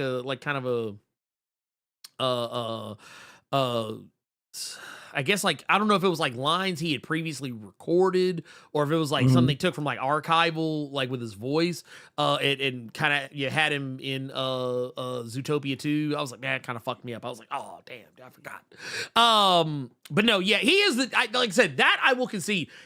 Thanos is the Debo of the Marvel Comics universe. That is without question. But I always like to remind people of the Piccolo effect, how we often take characters who are not white, but obviously, or maybe even in some cases, maybe they are white, but characters who just are obviously, they're obviously not actually black, but they usually tend to be kind of black coded and we just kind of adopt them. That's kind of what happened with Thanos in a lot of respects, because I know some people like to go with his, when people found out about his actual like,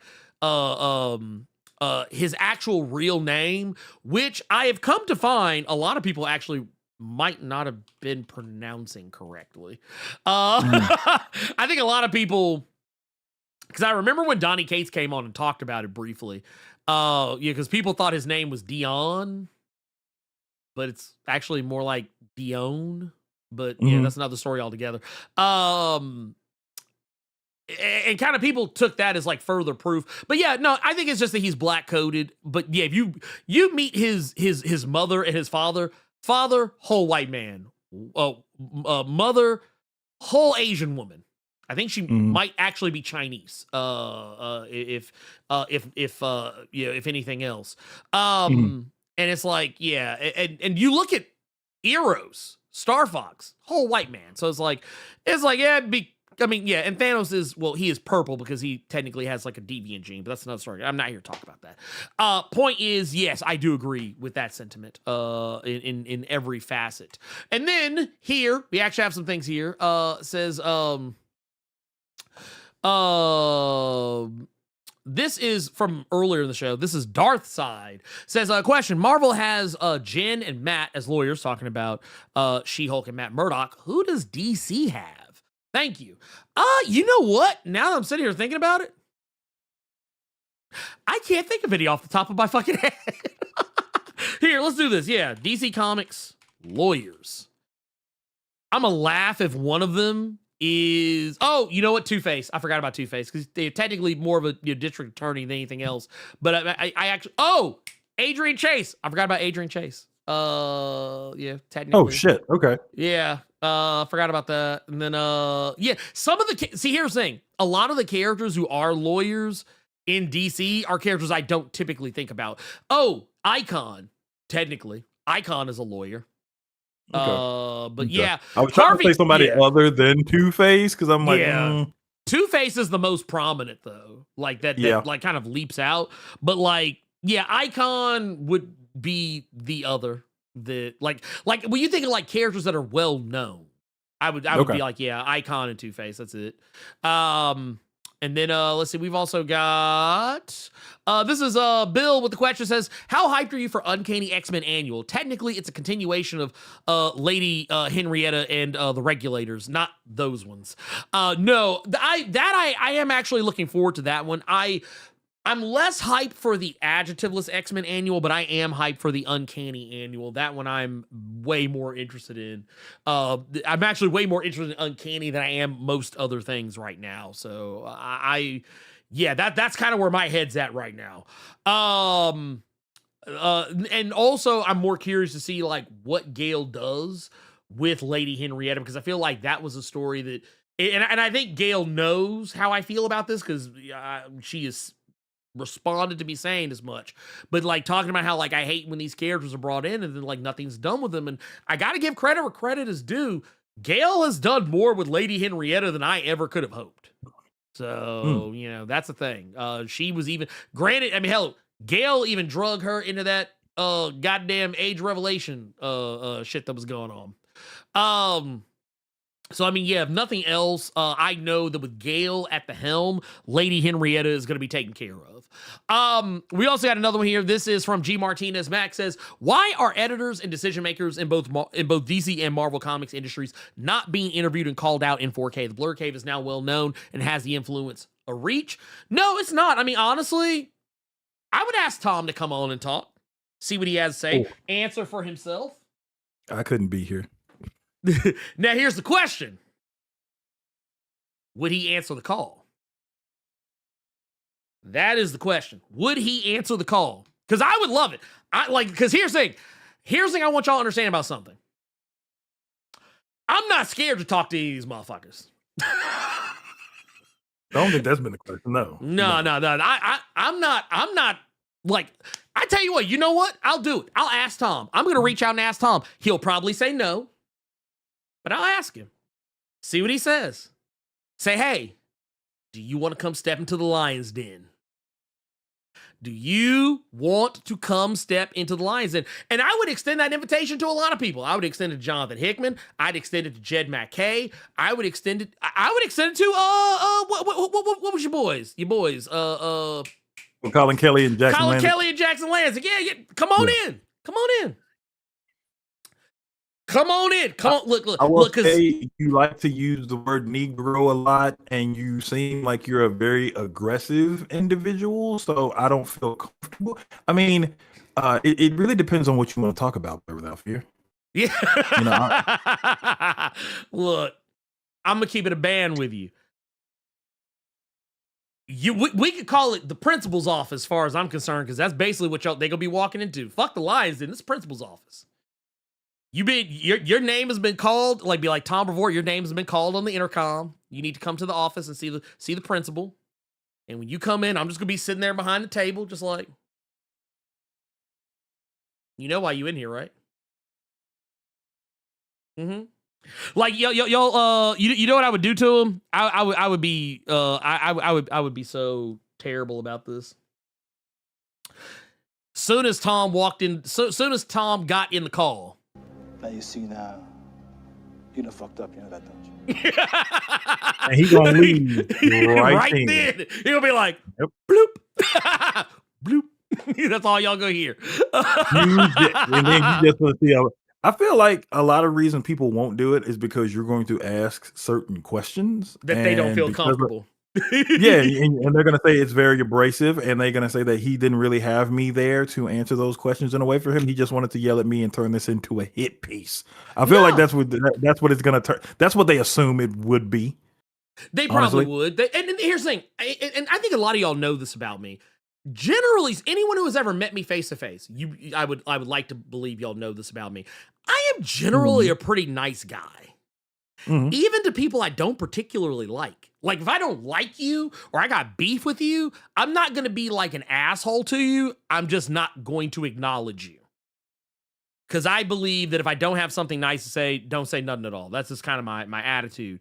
But like, when it comes to people, like if I got like if I have umbrage with something they have done, like case in point, Christopher Priest, I wasn't an asshole to him.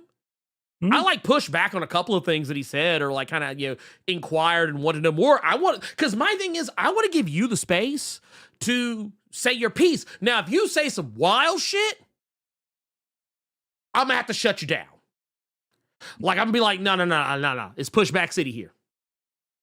It's Pushback City here, goddammit. And yes, like right here. I don't get aggressive. I mean, I will ask questions. Now, here's the benefit though. Most 99.99999% of the time, the people I'm talking to are people I'm already like kind of friendly with, or I'm meeting for the first time and we're getting along. And even at moments where like maybe we might disagree on something, I will make it known I disagree. Like, but I won't be a dick. I won't be an asshole. So that's my thing. So I'm gonna say this right now, just in case. 'Cause I know sometimes some of the people in the X office, some of the people, a lot of different comic companies, we've kind of come to find people tune into the show. So I want to make it be known. I'm not an asshole. If you want to come on the show, I will not give you kid gloves, but I will not be a dick. Just putting that out there. So here's another one we got here. Speaking of, do I have any more interviews coming up? Yes, I do. I'm going to be talking to, presumably, technically it's supposed to be Fred Van Lente and Greg Pak, but as far as I can tell, Greg Pak never responded to the email, probably for the reasons we just talked about. Because I'm pretty sure Greg Pak is familiar with that video I made about that Captain America, about that Sam Wilson Captain America. Maybe, I don't know. Or maybe he just didn't. Maybe he doesn't check his email. I don't know. But honestly, I'm okay with that. If Greg Pak doesn't want to talk to the Blerd Without Fear, that's cool. Because you know what? Honestly, if I had written what he wrote, I probably wouldn't want to talk to me either. But yes, that said, I'm pretty sure with my cachet, I could probably get Tom to come out. And Fred, I've talked to Fred. I like Fred. He's a cool dude. I will admit, though, I think when I talked to him before, we had a little bit of a barrier because I wasn't as familiar with the stuff that he was working on at the time. So, like, we kind of had there was a little bit of a tough time on us syncing up. But he has a book coming out with Greg Pak. They're doing the Disney Villains book. Gaston, which comes out very soon. So yeah, we'll be talking about that. I would invite Alan Moore. I would invite him on, but yeah, once again, I wouldn't expect that to be a good conversation. Hey, I would be scared he had some kind of old, mean, surly geriatric powers. Like having Alan Moore, like I feel like you would get ragdoll like Gandalf did in Fellowship of the Ring. Like, I feel like you would just get twisted and turned, bro. So here, I'm going to share this. So we did not do it as a Blerd Cave or... that was just an interview, Bobby. Yeah, it was just a straight up interview. And it was... it was about Red Sonja. It was actually about... if you type in Blerd Without Fear, Red Sonja, Christopher Priest, it'll probably pop up. Yeah, as Matt, dude, it's so wild. This the last thing that comes up on if you go on the page and like look... Yeah, it's this video right here. Here, I'll try and zoom it in to make it a little bigger. But yeah, discussing Sonja Reborn with writer Christopher Priest. And here's the thing. We don't even talk about Red Sonja for that long. We actually end up spending more time talking about Black Panther and some other shit before we even like I think that was an hour. Yeah, that was an hour and a half long conversation. I think only 30 minutes of it was dedicated to Red Sonja, and it was at the back ass end of the conversation. It was probably one of the worst, like it was probably one of the best, worst interviews I had ever conducted. Probably one of the best, worst, and I say that because I think it was a great interview, but it was an interview that I honestly was not really doing an interview. That was just a conversation. Like honestly, if I would have cut the cameras off, it would have been the same. It would have been no different. I like this one right here. I do want to tackle this because I think this is interesting. We got Levi Tompkins here. Says, I'm a white queer person. Do you think this is more them just defaulting to whiteness, or do you think it's more of an active desire to keep black people away from the marketing? Here's the thing. I think it's something more nefarious. Okay. I think it's ignorance. Yeah. I think it's ignorance. And I think yeah. So okay. And this is kind of why I say this is kind of why default whiteness is a thing. And it's because people they're so caught up in their own bubble that they don't pay attention to the rest of the world around them. So to them, they think everything is just as it should be. And so a lot of times when shit like this, like what we've been talking about this episode has been happening, it's it's not even always, but I mean, yes, there are some instances where, yes, I'm sure it's because of malice, like actual genuine malice. But a lot of times it's just people being so caught up in their own little, just perfectly safe and sound white world that they forget that. Yeah, like case in point, yeah, Gail. I don't think Gail's gonna be mad at me for saying this, but I remember when I asked her like about how she selected the characters that she wanted to have on the Uncanny X-Men, and she was very open and honest that she just picked her favorite characters.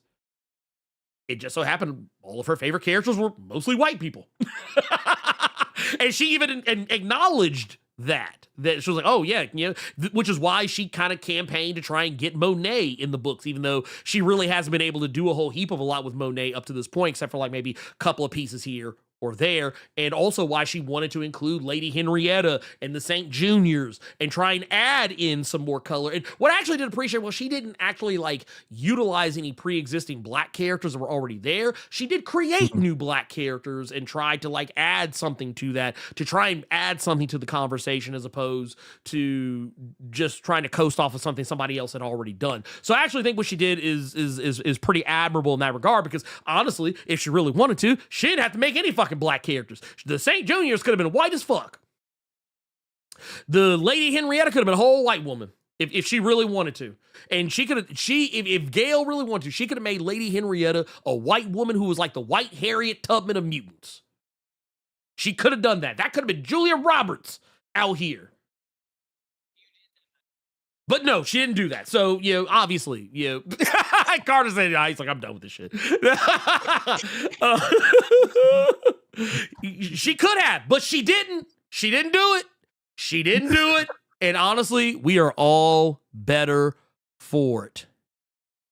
So here's the thing. And then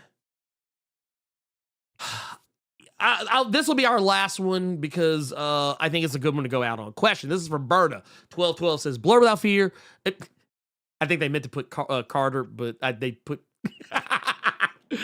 Carter does not exist. Blerd Without Fear and other Blerd Without Fear. What would be a good comic for someone who hasn't read a comic in a long time? I'm going to tell you, it really kind of depends on what you like, but I would say, depending on your taste, if you want a traditional cape comic, I would say you can't really go wrong with a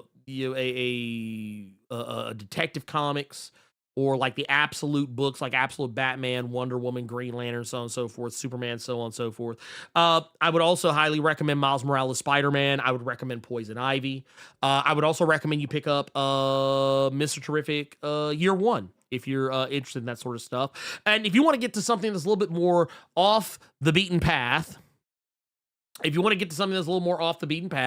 would highly, highly, highly, highly recommend something there's been a current obsession of both Carter and myself is Ed Brubaker and Sean Phillips' Criminal series.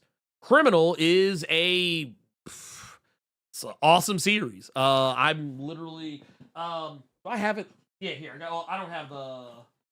Got it right here. Bam. I got one of my Criminal hardcovers right here. This is a Deluxe Criminal Volume 3 right here.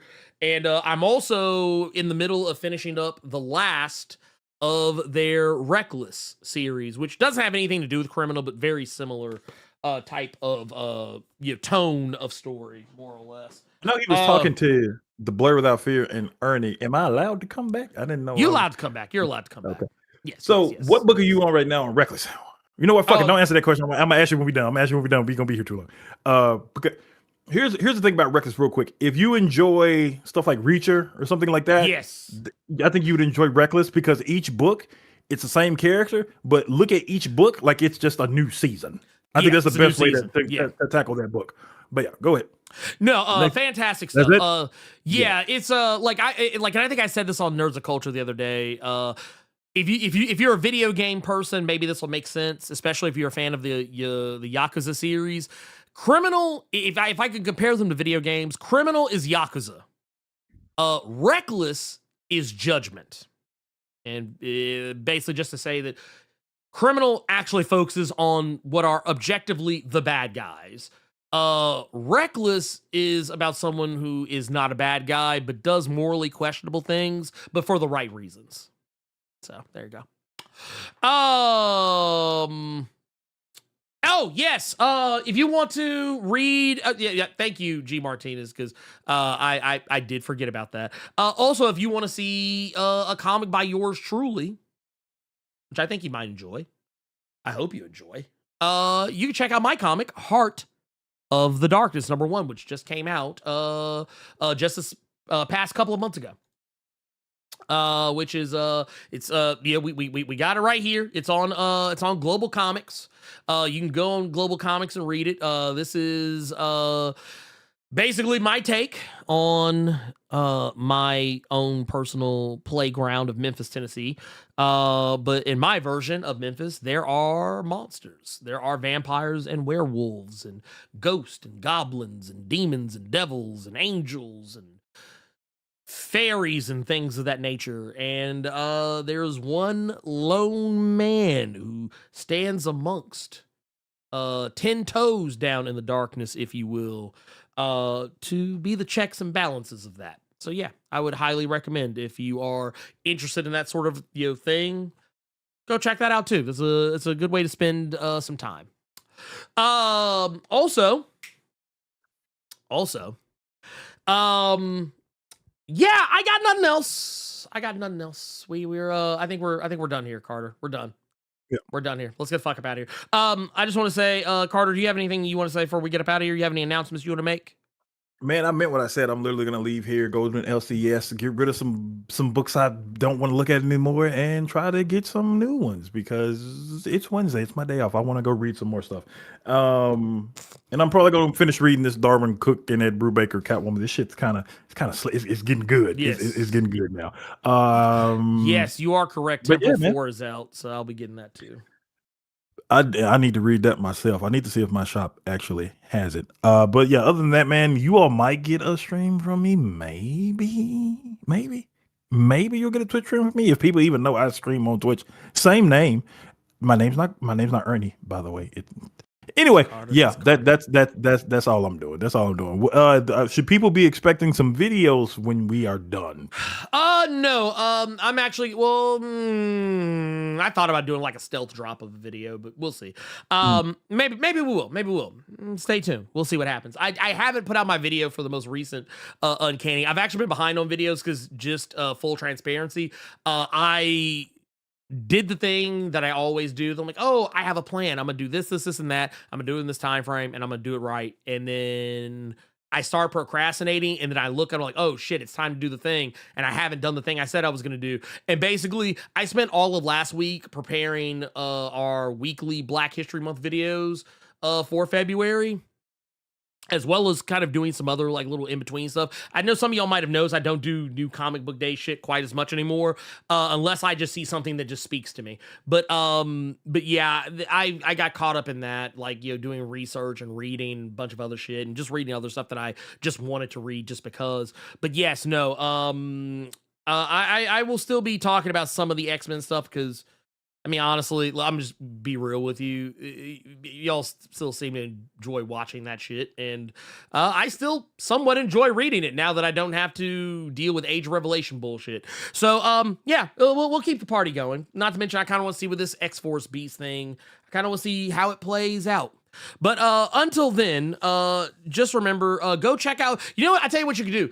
Go check out my most recent video. That's what you can do. Do me a solid and go check out my most recent video, because it's not doing as well as I would have hoped. I was really hoping that it would have done better, especially with how much work Robo and I put into it. But I do, you know what, I wonder if it's a DC thing, because now that I'm looking at it, man, y'all might be trying to tell me something. Are y'all trying to tell me something? Because when I'm talking about just general comic shit or like X-Men shit or like Marvel shit in general, y'all show up. But when I start talking about DC, y'all just disappear. I'm just trying to find out something. But anyway, that said, go check out my most recent video about what everyone gets wrong about pink kryptonite. And then maybe we'll see what else happens after that. Anyway, yeah, I got nothing else. So for Carter Presents, I'm the Blerd Without Fear. Marvel and DC. We coming for you, nigga.